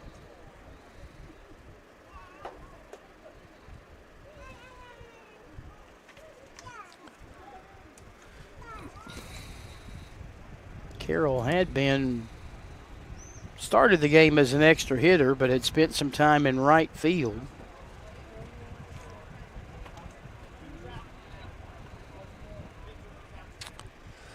So he's the fourth pitcher and not through the third inning yet, really, to complete. No outs in this inning, so the fourth pitcher already utilized by Jefferson County.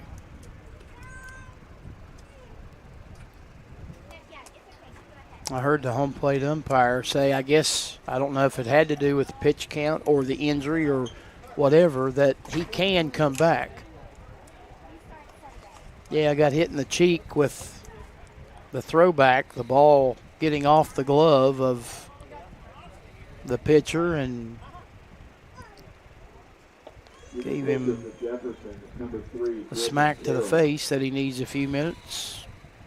We hope that's all it'll take, and a little bit of ice and Mama's love to help make it better. Hopefully he's okay. I mean, anytime you get hit above the neck and the head area, always worrisome. And you see the replay there where the ball was quickly thrown back towards home to try and get the runner coming in, but you got the runner coming in, sliding in, and trying to retrieve the thrown ball. A lot going on there.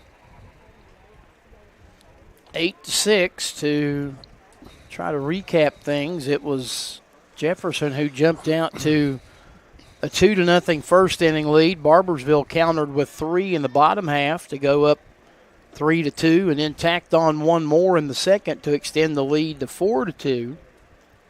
Jefferson, though, with 4 runs in the top half of this inning to go up 6-4. But Barboursville here in the bottom of the third, 4 have batted, all 4 have scored. And it's Barboursville now back in front in this seesaw affair, 8-6. Still no shaved ice spotting. Well, I think it might have been a little too early in the morning for the shaved ice, folks. May not be by the time we're done. No Austin's ice cream either. May not be by the time we're done. May not be by the time we're done. The rate we're slogging along, supper will be served.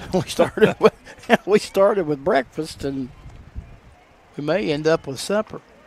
Matt Smith, the batter. And now 2-1 count. Carroll delivers, misses outside, 3-1.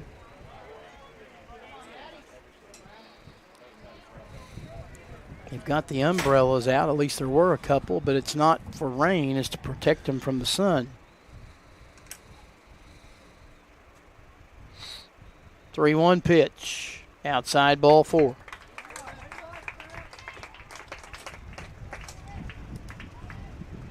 So Smith draws a walk, and the inning continues for Shy DeMoss.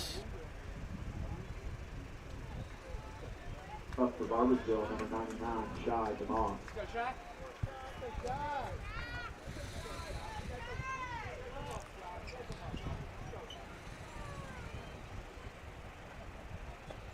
Low and away, ball 1. So Carroll really hadn't come close yet. And everything has been low and away. There's another one. 2 balls and no strikes. Appreciate Zane taking care of you. Absolutely. He was here for the long night last night. And then what? Went to work. And now he's back for more. He's either dedicated or crazy. Or both. I guess it's possible to be both. Both can be true. Yep. Smith ends up now at second. 3 balls and no strikes to DeMoss. Ball 4.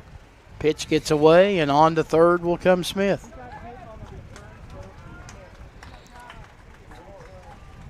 So they're on the corners with nobody out and 4 in, and here's Mason Myers, who popped to shortstop his first time up.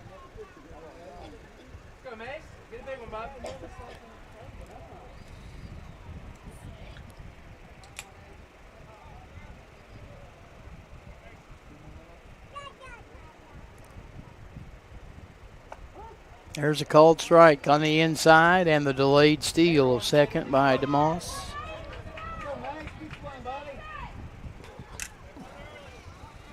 Myers with base hit here could add on 2 more runs.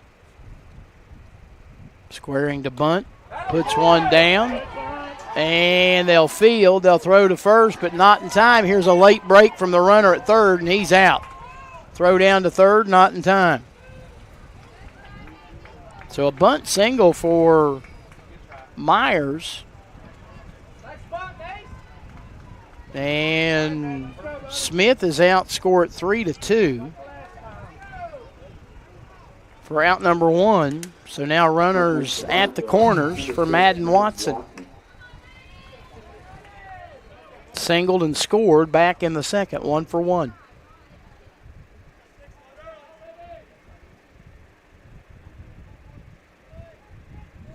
Right-handed hitter ready to face off with Carroll.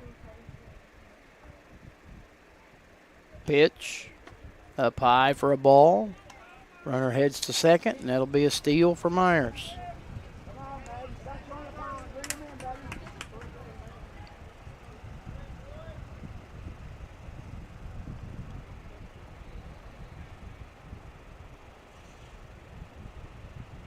Carroll delivers. Watson looks at a strike. 1-1.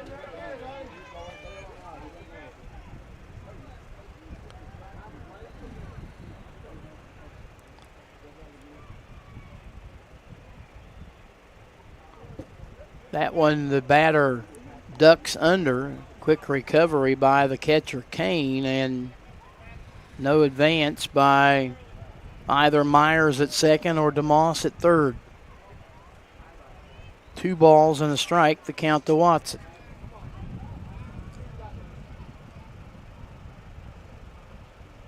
Swung and hit toward the shortstop. Bobbled by the shortstop, and all hands are safe. Another run is in. It's 9-6.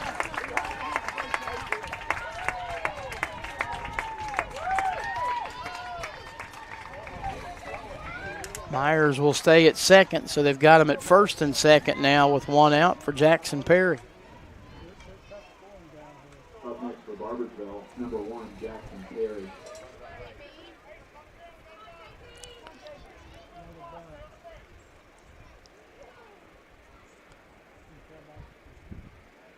Perry waiting anxiously, and Carroll now steps off the rubber to the back of the mound and then throws out both hands. What do you want me to throw? Now he nods yes to the sign dropped by Kane. And the pitch. And it's up high for a ball.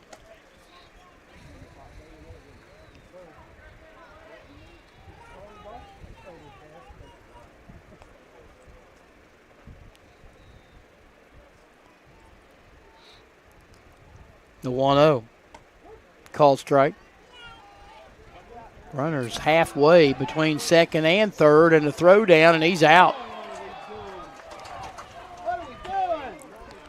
Myers is out. 2-5. Both runners got between second and third and first and second, and they made the play on Myers going to third, and they throw him out. That's a 2-5 put out. Stolen base on the back end for Watson. And now a 1-1 count to Perry. Swing and a foul tip into the mid of the catcher, and it's 1-2.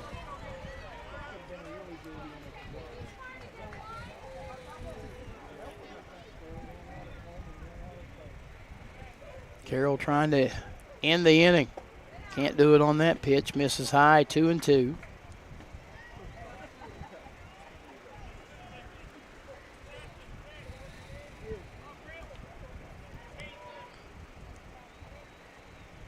Break even. And he hit him. Perry did his best to get out of the way, and then he hops up and flexes as he looks at the dugout, much to the delight of the Barboursville faithful, and then he heads on down to first. Looked like he was hulking up as he... Coming up to the plate for Barboursville. So he goes to first. Watson now at second. 2 outs, and here's Corbin Johnson. 9-6 Barboursville, bottom of the third inning.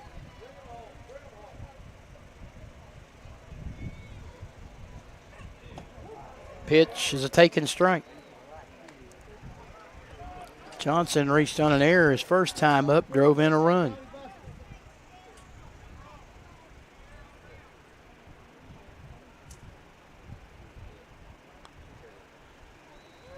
And that pitch over top of the catcher off the backstop. He recovers quickly and throws to third, but not in time. And it'll be a wild one that allows Perry to take second and Watson to move up to third base.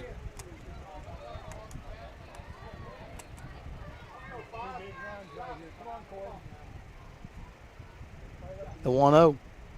Swing and a miss. Ball and a strike to Corbin Johnson, the 11 batter in the order. He started the game in left field. We may get a runner at third for Watson. Mason Myers would fill that order if that's the way they choose to go, and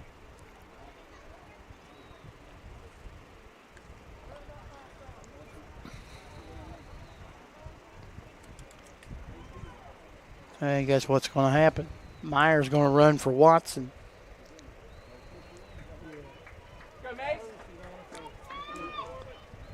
Oddly enough, Myers thrown out stealing third, and he's right back on third. Welcome to Little League Baseball. The 1-2. Up high, 2 balls and 2 strikes.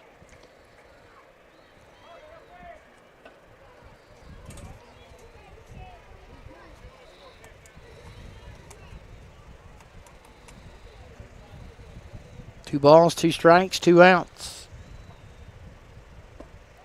Down low, ball 3. I think Carroll was heading to the dugout, but the official said, no, no, no. Not so fast, my friend. Now he's forced to throw a payoff pitch. Here it is. Strike 3 called. On the outside edge, he retires Johnson looking, and the inning is over. Believe it or not, we're only through 3 innings here in this championship game. 5 runs in the inning for Barboursville.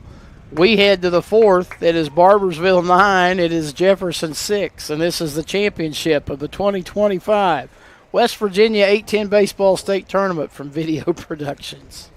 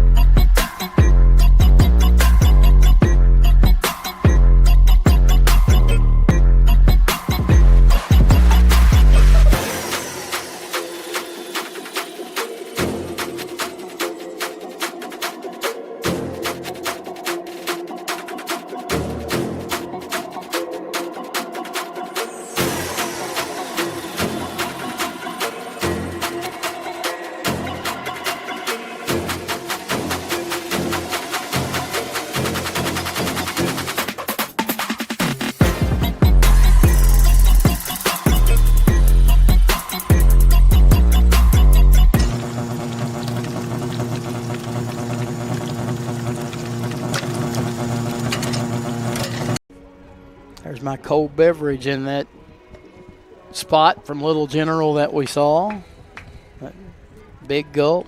The double big gulp. The double big gulp. Somebody bought one of those the other night in front of me in line. He did. I don't know who that was. Did he get help carrying it out to the vehicle? I thought he was going to help me carry out that bag of ice that I never got. Oh, I did. It was so light, it was almost imaginary. You could see right through it, couldn't you? The 50-pound bag, yeah. It was just, I just threw it around like it was nothing. You hulked up as well. Yeah. Yeah, I flexed up. If I could find a muscle, I probably would. Shout out to Jake Arbaugh, who has checked in. Jake, I'm doing what I can, brother. Somebody's got to do the heavy lifting, don't they? Yeah. Well, this one, as we said, with the 15 combined runs, crawling along at a snail's pace. Well, that and then the delay with the protest. Injuries. We've got to roll it all into one. Approaching the 2-hour mark for game time. Hope you had no plans after lunch. The people who tell you that baseball's a great game because it has no clock. And I tend to be one of those. This is one of those games, though, where you think, I don't know if that's right or not. You're reflecting on your prior statements. Walker Toothman will lead it off, but not before the home plate umpire takes a phone call or makes a phone call. We have some kind of another. Or is that a weather issue? I don't know. I've not seen a lot of a home plate umpire on the phone during the game. That can't be good. No, it's not. He's not on the phone with New York waiting on a decision. No. Interesting. Sometimes you just have to take the call. You making the call, you can take a call. Toothman looks at ball 1. How's that conversation go? He answers the phone. I'm in the middle of a state championship game. No, I don't want to purchase such and such. No, I do not have a delinquent toll that I need to pay. No, but good advice to all of the other listeners. Yes. Don't fall for it. No. I would fall for it. I would tell the viewers, listeners, the way I handle those situations, but This is a G-rated broadcast, and I'll just let it go. Yes, my extended warranty on the on my car. It's really extended. 3 balls and a strike to Walker Toothman. Grounded to first his first time up. And he draws the walk here to begin the 4th. Maybe that phone call was to the home plate umpire asking, are you considering widening your strike zone? I would say the early return is nada. No, that hay is in the barn for this one. Dash Hetzel, who grounded to first back in inning number 2. He settles in, looks at a strike.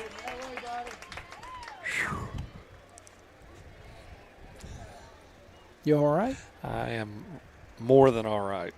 Beautiful day out, state championship competition. Not in need of the Heimlich right now, right? Got the A-team on the play-by-play. We're just trying to stay out of the way. Is A for awful? No, our job is just stay out of the way. 0-2 pitch. Way outside 1 and 2.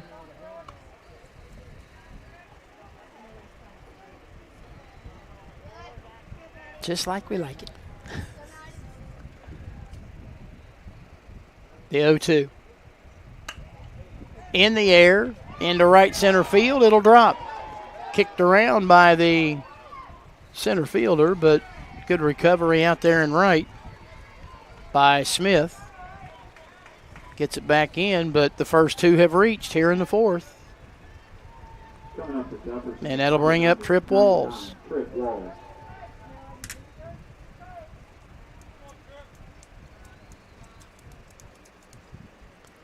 Now that's my man. He's got gloves hanging out of both pockets on that uniform pants.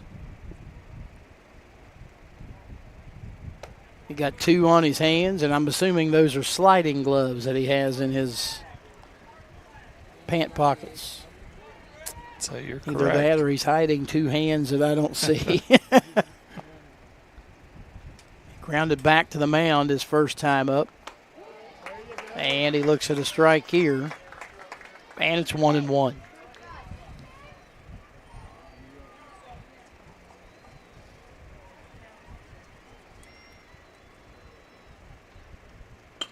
Hit on the ground. Step on the bag for 1. Throw to second. And they got the double play. Hetzel thought he was in there. Now, when they tagged the bag, it became a tag play at second rather than a force play. But the throw from the first baseman, DeMoss, to the shortstop, Payne, the tag applied, and it's a double play, and now there's a runner at third and 2 gone. Yeah, that short circuit's what could have been a big inning right there. Give DeMoss credit as he completed the double play with a nice throw down to second base. Here's Jace Kane, who's now in the game as the catcher. He grounded out to shortstop to end inning number 2. Hits it off the fist foul, and it'll drop untouched over near the Barboursville dugout.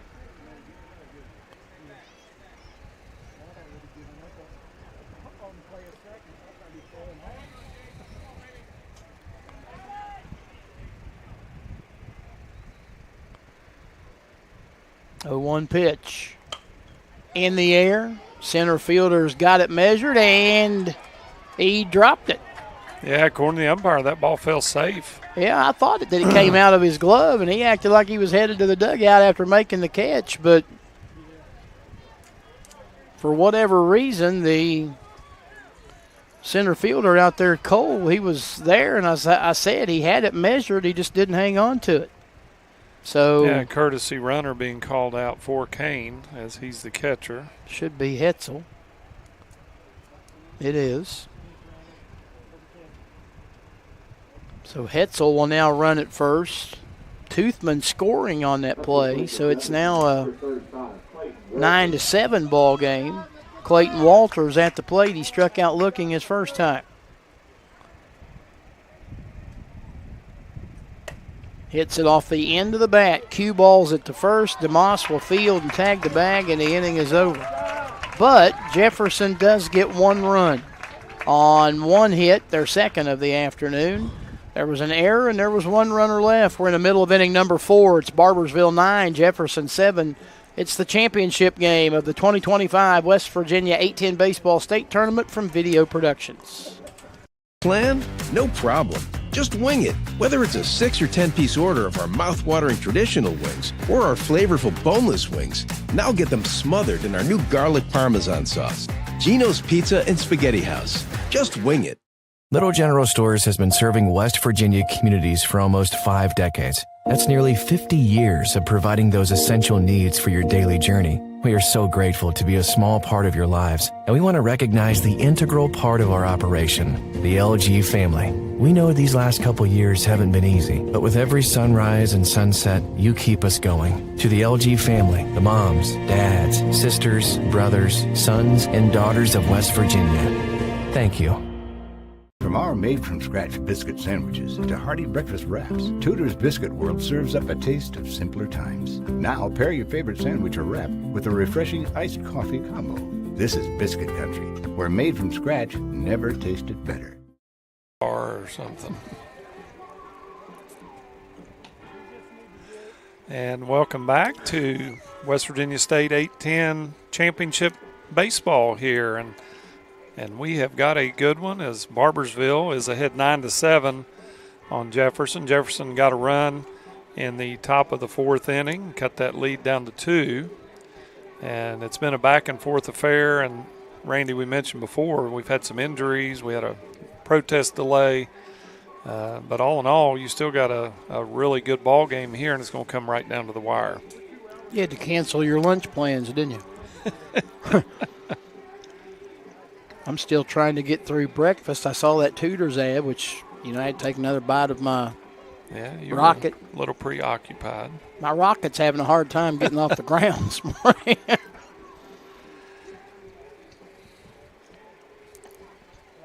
And, of course, we return right in mid-chew, mid-bite.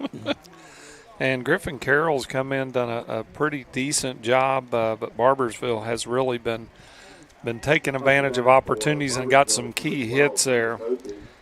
We mentioned Liam Davis with a huge triple in the last inning that knocked in 3 runs. Yeah, the bases clearing triple, definitely the highlight of that 5-run third. Here's Hunter Casey. And the first pitch to him from Carroll misses low. Ball 1. Casey struck out looking in the second. 0 for 1.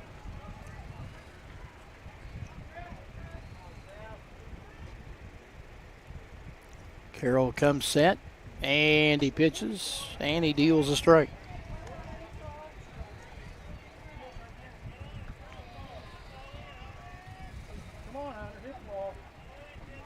Tell you what they do have, freezer pops. Somebody's out there. I do see somebody with that. Chawing on one. It's that's just nothing. Not quite the same. Yeah, but in that way, it's a slush in a plastic sleeve. I mean, same church, different pew. 2 balls and a strike to the batter, Casey, and that pitch past the catcher and on to the backstop, and it's 3-1. 12-1-2 in the Barboursville batting order here in the 4th. Casey to be followed by Keaton and Cole.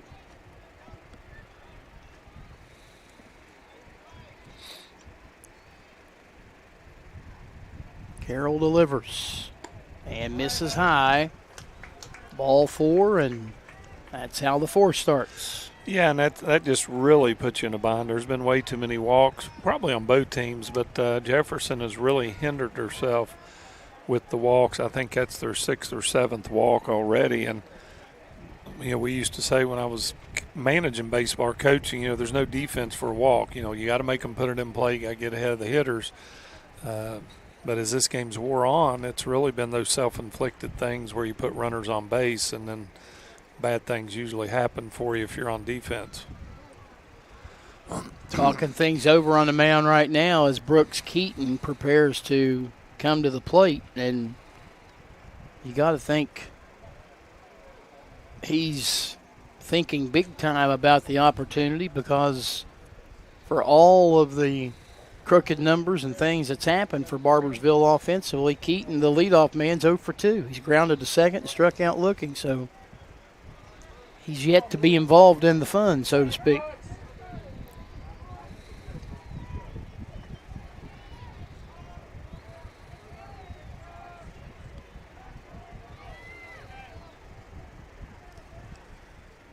Carroll set to go to work on him, and delivers and bounces it up there, and a nice play on the hop by Kane behind the plate. Like a first baseman trying to scoop it up there.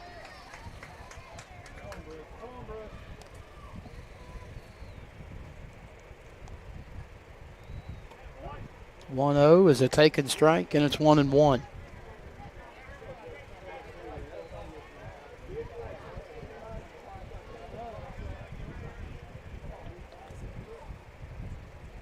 Carroll kicking, delivering, and missing up and away. 2 balls and a strike.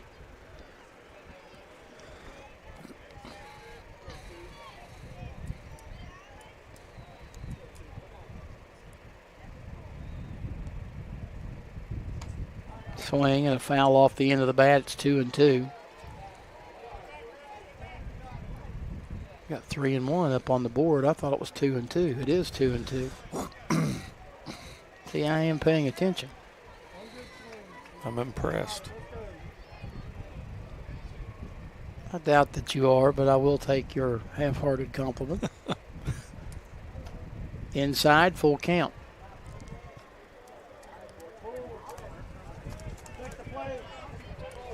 Three balls, 2 strikes, 1 on, nobody out. Here in the home fourth, Barboursville in front by 2, 9-7.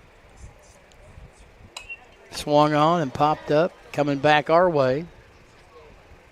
Apparently it cleared the 2 blue vehicles safe again. As long as they don't hit it off to the first base side and deep, I'm cool. Yeah. We had one get tagged down the left field side the other night. Mm-hmm. We heard an ominous thud. It's kind of a crash thud. It didn't sound good. Let's put it that way. Did not. Payoff pitch. Here it is. Strike 3 called.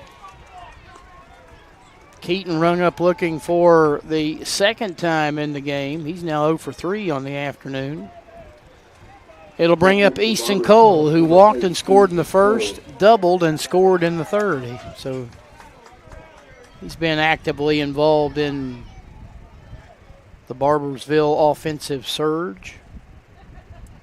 Carroll delivers to him in the dirt and through Kane, the catcher, and on to the backstop. Ball 1 and a wild pitch that allows Casey to go to second.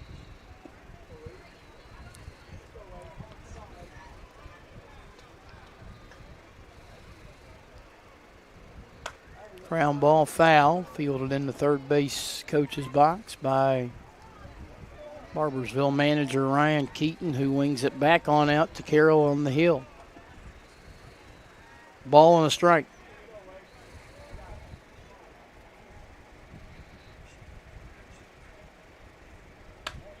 Hit on a line, caught by the shortstop, and Casey able to get back to the second base bag before the shortstop, Utterback, who's there at shortstop now, can get to the bag. So Cole's gone for out number 2. Here's Paxton Payne.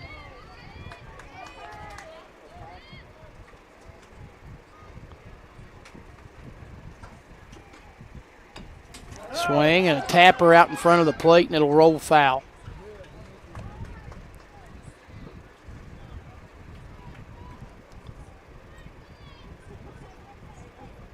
Of course, Ryan Keaton, the manager over there in the third base box, playing in the Little League World Championship.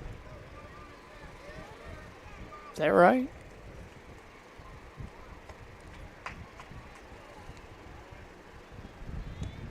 Outside and low for a ball to Payne.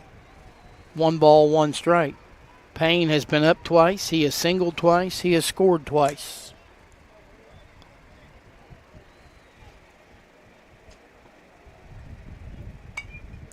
Popped up into the netting, foul, and it's 1-2. Payne, we mentioned, big last night. Perfect at the plate. Did the job on the mound for the first 4 1/3 innings. Big reason why they're playing today.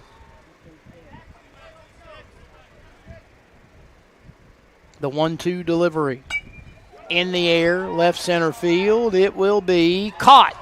Nice running catch out there by the center fielder. He went down as he made the catch. But a nice job. Trying to see who's out there in center field now. That appears to be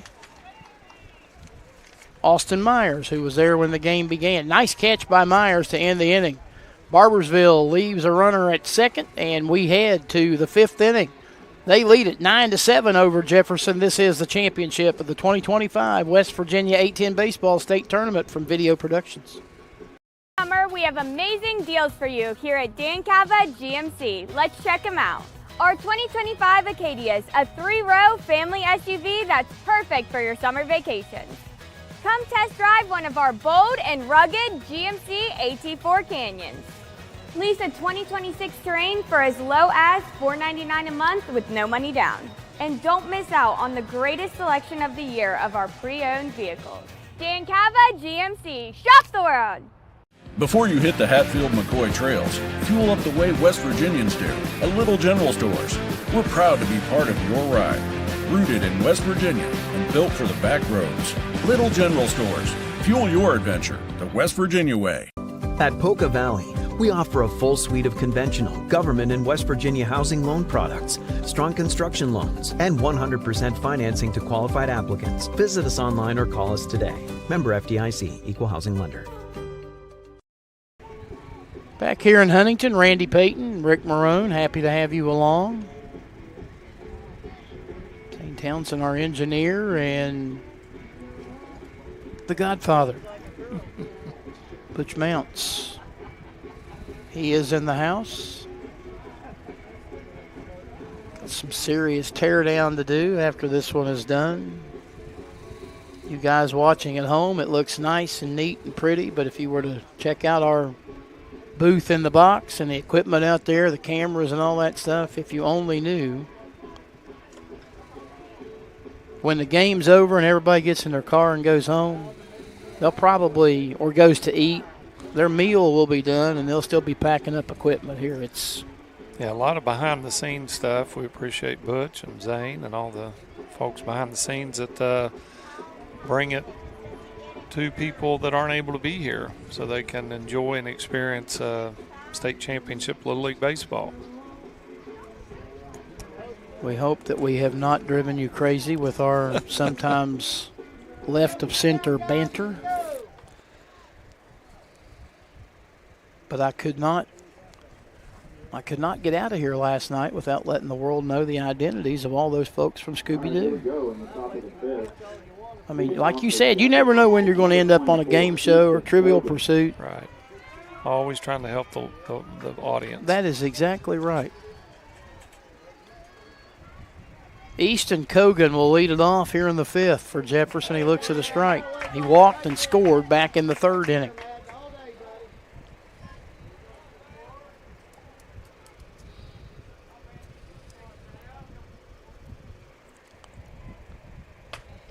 Hit on the ground toward second.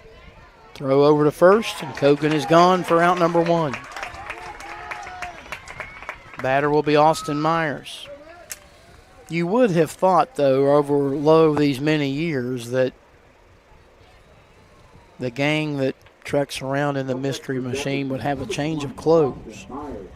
It never happens. And given the fact that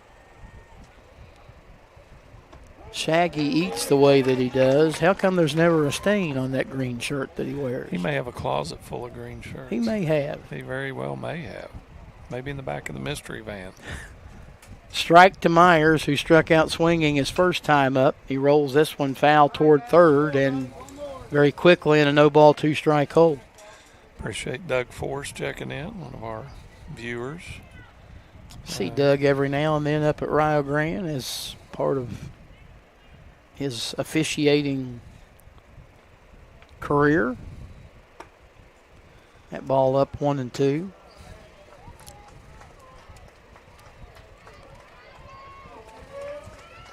A few folks back this way that are still in officiating that we see occasionally from time to time up at Rio. That one fouled off. And it stays 1-2. They forgot the part about the free slush puppy. They did. Bring the ball back, get a free slush puppy. Guess one could hold it hostage, couldn't they? I'll give it to you, but you're giving me something. There's strike three call. Myers is caught looking. And that is out number 2 here in the 5th. And we turn it over and start back at the top of the lineup for Bryce Matthias.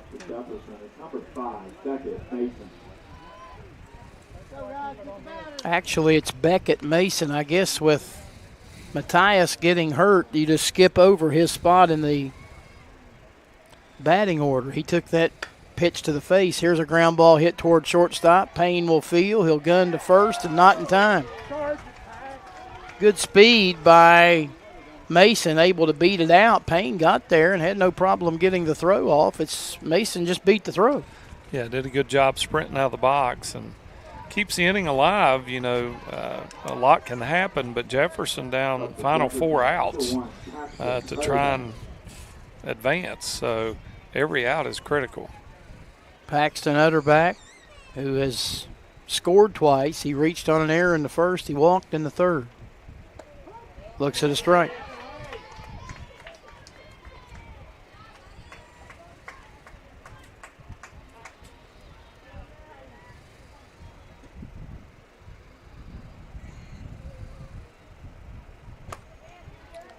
Outside, a ball and a strike. Yeah, time running out now on Jefferson. They got off to the good start to begin the game. They mounted one rally to regain the lead, but they again play from behind. And as Rick said, they're now down to apparently their final 3 outs. I thought he stepped on the bag for the out. He didn't. Got 4. Yeah, he didn't need to throw to first, but they do. And the inning is over. So Jefferson gets a hit, and they strand a runner. And we go to the bottom of the 5th. Barboursville maintaining a 9-7 lead over Jefferson. It's the championship of the 2025 West Virginia 8-10 Baseball State Tournament from Video Productions. Summer, we have amazing deals for you here at Dan Cava GMC. Let's check them out. Our 2025 Acadia is a 3-row family SUV that's perfect for your summer vacations. Come test drive one of our bold and rugged GMC AT4 Canyons. Lease a 2026 Terrain for as low as $499 a month with no money down. And don't miss out on the greatest selection of the year of our pre-owned vehicles. Dan Cava GMC, shop the world! Before you hit the Hatfield-McCoy trails, fuel up the way West Virginians do at Little General Stores. We're proud to be part of your ride. Rooted in West Virginia and built for the back roads. Little General Stores. Fuel your adventure the West Virginia way. At Polka Valley, we offer a full suite of conventional, government, and West Virginia housing loan products, strong construction loans, and 100% financing to qualified applicants. Visit us online or call us today. Member FDIC, Equal Housing Lender. On we go to the bottom of the 5th, and the Barboursville All-Stars come to bat for what they hope will be the final time. They lead Jefferson 9-7. They are 3 defensive outs away from capturing a state championship and punching their ticket to the Tournament of State Champions in Wilson, North Carolina, beginning on July the 17th. As we said, the West Virginia champion will take on the Tennessee state champion at 2:30 in the afternoon on day 1. Up to bat for Barboursville, in the bottom of the fifth. It's number 21, Wyatt Smith. Wyatt Smith will lead it off here in the fifth. Twice he has batted, twice he has walked, twice he has scored.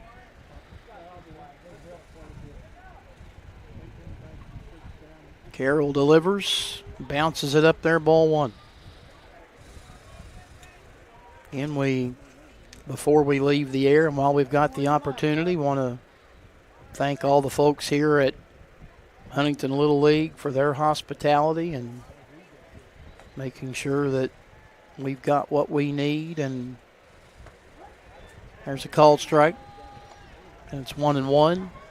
Of course, we already said we answered the phone call from Butch Mounts when he asked if we could help out, and more than happy to do so and enjoy the opportunity to do some Little League baseball from time to time. I hadn't done any in a while, and always nice to help out a friend, and we've been able to do that for Butch here over the last 4 days. 1 ball and 2 strikes, the count, and up high, 2-2.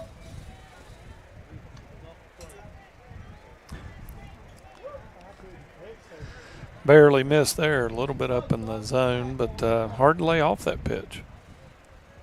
Although Smith was able to do just that. Now he's facing a 2-2. Missing away, full count.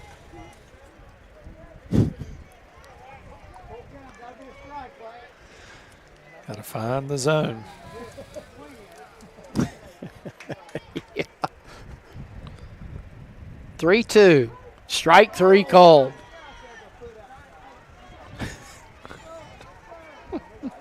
Smith is gone for out number 1. Somebody said that pitch looked a foot outside. I'm here to tell you that's the wrong guy to say that to. You might end up watching the last 3 outs from the parking lot. That's correct. And you know, umpiring's a tough job. You're going to make half the fans unhappy on every call. So, nonetheless, the first out's recorded. Liam Davis, he had the big hit in the 5-run third inning. That went inside and low, ball 1. He struck out in the first, but then in the third with the bases loaded and nobody out, he went the other way and tripled to right field and ignited what became a 5-run inning for Barboursville. That one's over his head, 2 balls and no strikes.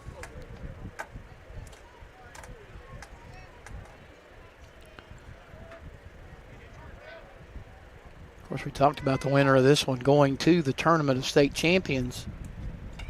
That one fouled at the plate, and it's 2-1. You and I both had the opportunity years ago, as we said, when that tournament started up down the road at Mitch Stadium at Cerrito Canova Little League, to be part of the broadcasts on those games. MSPN, the Mitch Stadium Production Network.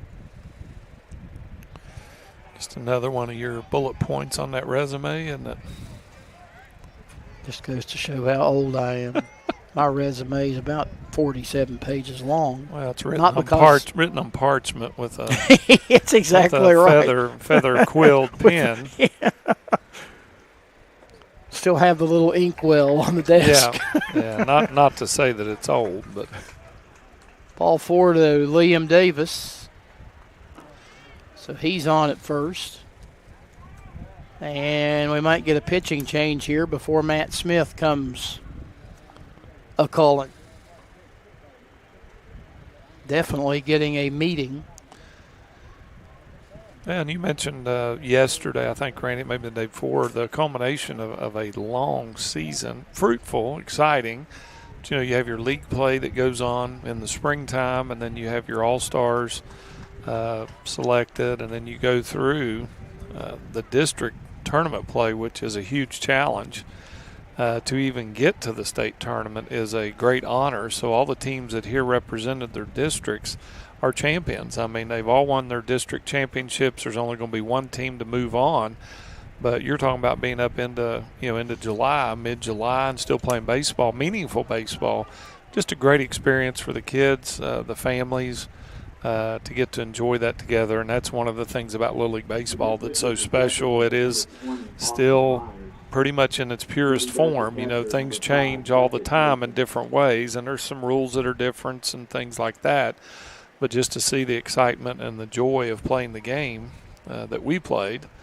Just kind of gives you a connection. So us being able to be here and be a part of it is a kind of a neat deal as well.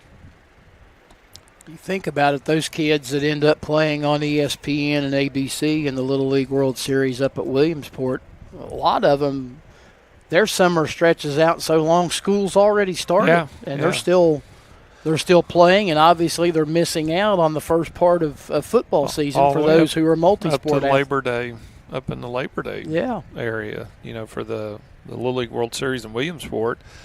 And I tell you what, over the last, I don't know, several years, but the rise of the travel baseball has really added more opportunities for kids to play, to be a part of a program. And so you got kids that are juggling both, that are playing the travel ball, which is equivalent to like an AAU basketball, but they have the travel baseball, travel softball, different associations, and so kids are getting a lot of opportunity to play. More and more teams also playing in the fall now. Fall baseball you didn't know what that was when you and I were coming up. When you played football in the fall, you didn't play baseball. Yeah, so it's ever changing, but then when you see things that are good, that stay the same, that's always a happy thing to see. So pitching change, the new pitcher for Jefferson is going to be Austin Myers, who had spent the entire game out in center field prior to coming in to pitch here with a runner at first and one out in the fifth inning, and Matt Smith coming to the plate. Up to bat for Barboursville, number 22, Matt Smith. Smith has reached on an error and walked. 0 for 1. Pitch from Myers. Up high, ball 1.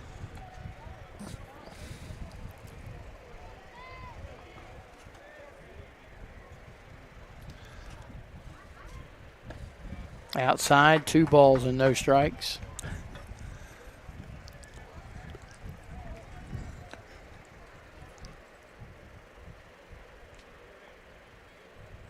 Myers bringing it to the plate, and he gets the called strike there, 2-1.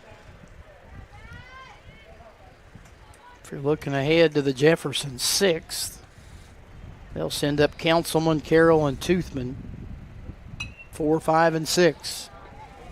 That one fouled back into the netting. 2 balls, 2 strikes. Barring a double play, Shai DeMoss would bat next for Barboursville.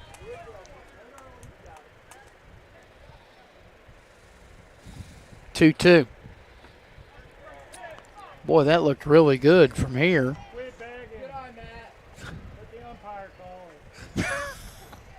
Mercy. Cutthroat down below. 3-2.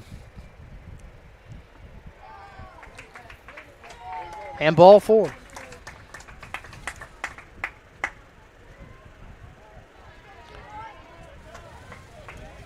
Coming up to the plate, it's number 99. Of course, sometimes it's easier to make those comments when you're the one rooting for 9. Yeah, when you're ahead, those kind of flow a little easier off the tongue.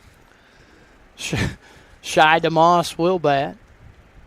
0 for 1 with a walk. Struck out in the first, walked, and scored in the third. Made some nice plays down at first for Barboursville. Looks at ball 1.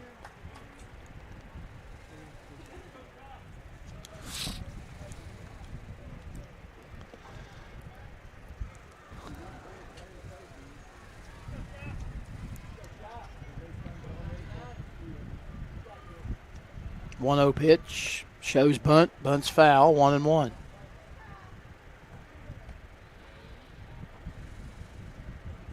Myers trying to keep the deficit at 2 and give his team a chance when they come to bat in the top of the 6th.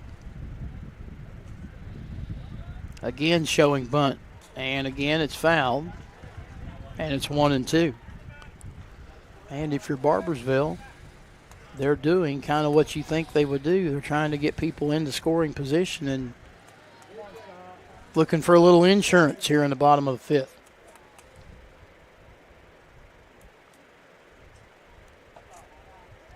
Outside, 2-1.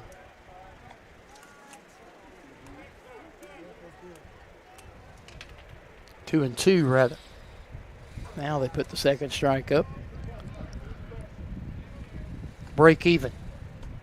Strike three called on the outside edge. There was a ball a moment ago. Go up there a swinging, young man. Do not be a watching. DeMoss has gone on strikes. 2 on, 2 out, and Mason Myers will come to the plate. Mason has popped a shortstop and has singled. He's 1 for 2.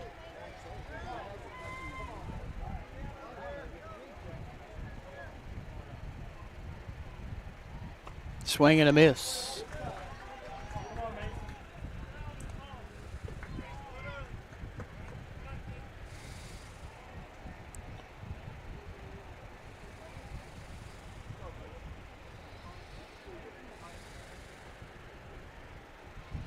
Oh, 1 off the end of the bat, foul into the netting, and it's 0-2. A little bit of a breeze out there as the flag's above the scoreboard, swaying to and fro, almost blowing straight in. No balls, 2 strikes to Mason Myers. The pitch, fouled off.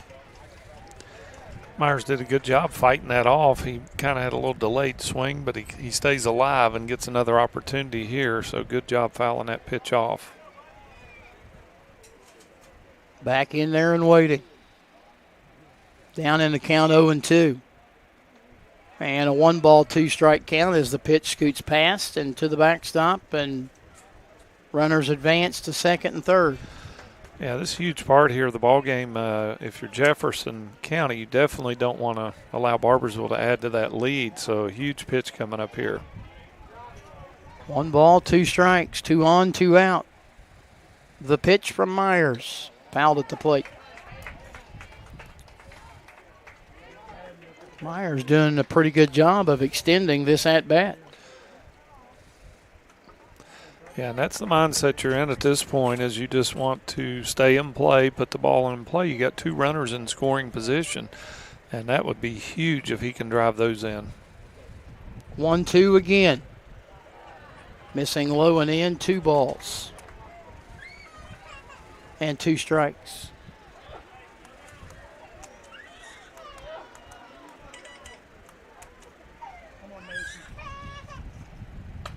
Ground ball hit toward third. Throw is coming to the plate.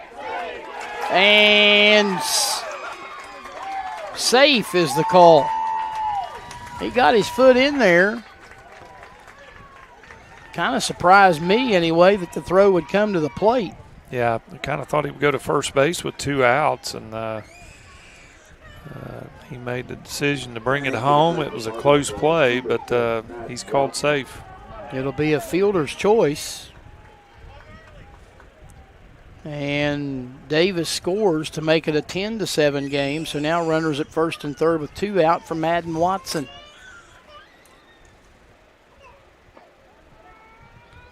Ball 1 as Myers takes second.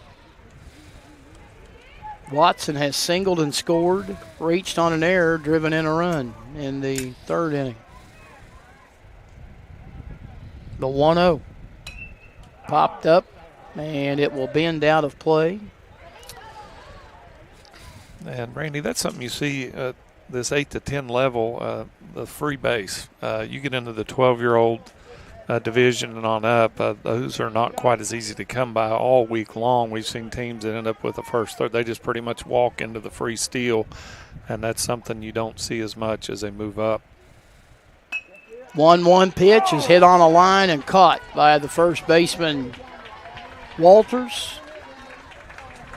And the inning is over. For Barboursville, they get a run, no hits.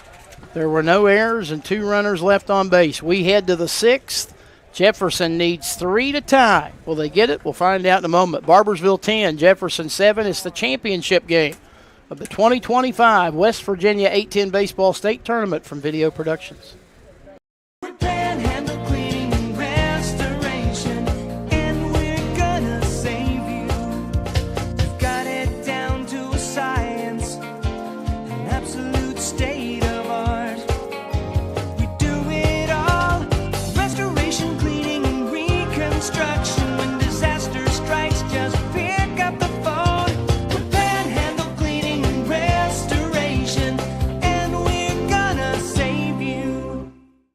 At Polka Valley, we offer a full suite of conventional, government, and West Virginia housing loan products, strong construction loans, and 100% financing to qualified applicants. Visit us online or call us today. Member FDIC, Equal Housing Lender. Trojan Landing Marine is now Charleston's newest power sports dealership. We now carry Segway side-by-sides, Royal Enfield, and Benelli motorcycles. Royal Enfield has been making motorcycles for over 120 years. At Trojan Landing, our Segway sport and utility vehicles all start under $20,000, and all of our bikes are under $10,000. We have a wide selection of helmets, clothing, riding gear, and more. We're now your water, road, and dirt dealership. Well, we have reached the 6th and final inning here in Huntington, West Virginia, as Barboursville trying to punctuate what would be a state championship and a trip to North Carolina. They lead Jefferson 10-7 as we go to the 6th. Randy Payton, Rick Marone, and Rick, we have seen more than one comeback. We saw this team, Jefferson, last night come back in the bottom of the 6th. Of course, they were the home team in that game, and walk off Bridgeport. So it's not a position that you want to be in, but it's something that they have been in before and have been successful in working their way out of. Yeah, and it starts right at the beginning. You need base runners. One run's not what you're playing for. You need a big inning. First pitch to Mason Councilman is a strike. Madden Watson on the hill in relief for Barboursville. He delivers the 0-1. It's rolled to first. DeMoss will field on the second hop. Step on the bag, and Councilman's gone for out number 1. Here is Griffin Carroll, who has walked and hit into a fielder's choice. He's 0 for 1.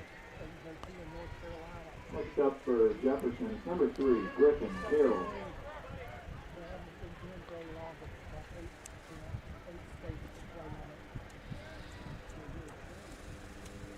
Watson delivering. Carroll a swing and a miss. And you don't want to help the pitcher, too. You really need to work the pitcher, try and get ahead in the count. He was swinging for the downs there and came up empty. 0-1. Has to duck under that one. 1 ball, 1 strike.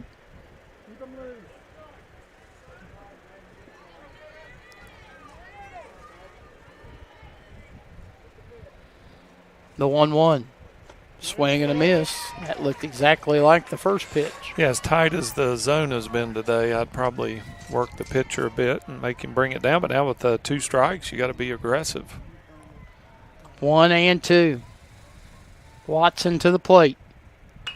That ball's hit pretty good back into left field, and the left fielder makes a nice retreating catch. Trying to see if that's still Johnson out there. It is number 1, and that would be Jackson Perry, who makes the nice retreating catch, and now Jefferson is down to its final out.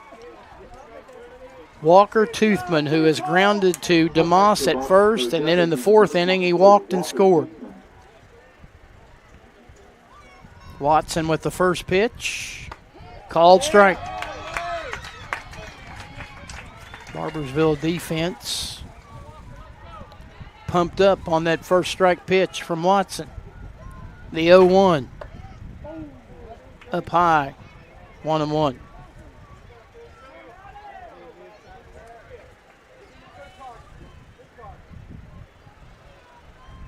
The 1-1 misses high. 2 balls and a strike.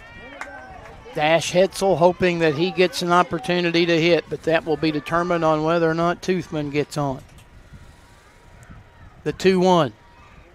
In the air. Shortstop Payne makes the catch, and Barboursville claims the state championship. Jefferson down in order here in the 6th. Barboursville survives an early 2-0 deficit, then a 6-4 deficit, and they defeat Jefferson 10-7. And they come out of the losers bracket to win the state tournament, and by doing so, they advance to the Tournament of State Champions as the West Virginia state champion They'll head to Wilson, North Carolina, where they'll begin play on July the 17th against the Tennessee state champion at 2:30 in the afternoon. And we mentioned yesterday when we were down to the Final Four how we had 4 good programs, and I'm sure when the folks in North Carolina hear that Barboursville is going to be the representative from West Virginia, it's not going to be the first time that they've heard about Barboursville. No, they did a great job. Again, they dropped a game to Jefferson earlier in this tournament, 4-3, but they just kept at it. I'll tell you what, they had a scare yesterday against CK, 4-3 in that one. And Barboursville getting to run with the banner. Now they're going to set up to take a team picture. I didn't mean to interrupt you. Go ahead. You're fine. You just, you kind of think back and you reflect, and you go from last night, the joy and excitement Jefferson had as they came from behind to win 11-10 on this very field, and just 12 hours later, I'm sure they're feeling pretty dejected. But to be runner-up in the state, a great accomplishment. They've got a great program, and again, the fun thing to do, watch these 8-10s, and then in a year or two, look at your 12-year-old all-star teams. These 4 programs you mentioned are obviously going to be in the mix at that level as well. Real good opportunity that they're among the 4 that end up at the state level, as they call it, major baseball at the Little League level. They continue to pose for photos down there after winning the championship. And Rick, we talked about before we leave the air, Barboursville is a state champion, and they score 10 runs today, and they do so on 6 hits with 4 errors, 7, 3, and 4, the final numbers for Jefferson. And this Barboursville team, a team that we have seen in the tournament that's able to score runs, and they don't necessarily have to collect a bunch of hits to do so. No, they did the same thing yesterday. They're just very opportunistic. They make things happen on the bases. I think their coaching staff is aware when they do get a runner on, you'll see them taking a lot of chances, being aggressive, puts a lot of pressure on the other team. As long as the other team's unable to execute and take advantage of that, then you're okay. But they'll do well. Again, they move on to that tournament of state champions. They'll face the state champion from Tennessee to start, but that whole tournament will be state champions. And it's something to be proud of. State championships are not easy to come by. It'll be memories for a lifetime for these players, for Barboursville coaches and fans. And at the end of the day, that's what Little League Baseball is all about, is enjoying the game. It's a great game, and to be able to enjoy it with your friends and family and your community. And you see the Barboursville All-Stars doing exactly that. We mentioned there is no Little League World Series for the 8-10 level, and when we say Tournament of State Champions, yes, essentially it is what at the major level would be a Southeast Regional, but it is, in fact, a World Series set up for these little guys. Yeah, that's as far as you can go, and you want to go there. And I know they're going to go to win, and, they'll have just as much opportunity as anybody else. And I'll tell you what, impressive to me, the pitching in this game from Barboursville. I mean, you're at the end of a long week, almost a 7-day stretch, dipped into the loser's bracket a little bit late in the tournament. They got outstanding pitching today when they needed it, and I thought that was huge. When Watson came in and finished the game up for them, they had 2 good arms out there, and to have that at this point in the tournament, to me, is impressive. Folks, we have enjoyed it. Again, kudos to the folks here at Huntington Little League for their hospitality and running the tournament, which began on the 4th of July and going all through the weekend and then throughout this week. And, of course, the crew from Video Production, Zane, our engineer, producer today, Corey we worked with the other night, and, of course, Butch Mounts, happy to be able to help him out. Butch has his hand in a lot of different things across the state, youth level, high school level, college level. Great job, and I know you too, the opportunity to help Butch out, and always nice to be able to help a friend and take in some good baseball. Yeah, great time here. They do a top-notch job, professional job. Encourage everybody, get out and support the sponsors that you see that make this happen. And, go to Video Productions on all their platforms, YouTube, Facebook, and all the others. Top quality production and top quality sports, and you get to enjoy it from the from the comforts of your own home or car or wherever you're enjoying the live stream. We are happy to be a part of it, and we wish them all the best moving forward with all their endeavors. Well, we wish Barboursville good luck as they head to Wilson, North Carolina to participate in the Tournament of State Champions, and hopefully maybe they can bring back a championship from that one as well and bring it back to the Mountain State. Again, one more time, your final score this afternoon, Barboursville defeats Jefferson in the championship game of the 2025 West Virginia 8-10 Little League Baseball State Tournament. Final score this afternoon, Barboursville 10 and Jefferson 7. For Butch, Zane, Corey, the entire crew, for Rick Maroon, Randy Payton saying so long from Huntington Little League. And we remind you that this has been a production of the Little League Baseball State Tournament 8-10 division in the state of West Virginia from Video Productions. Until next time, so long, everybody.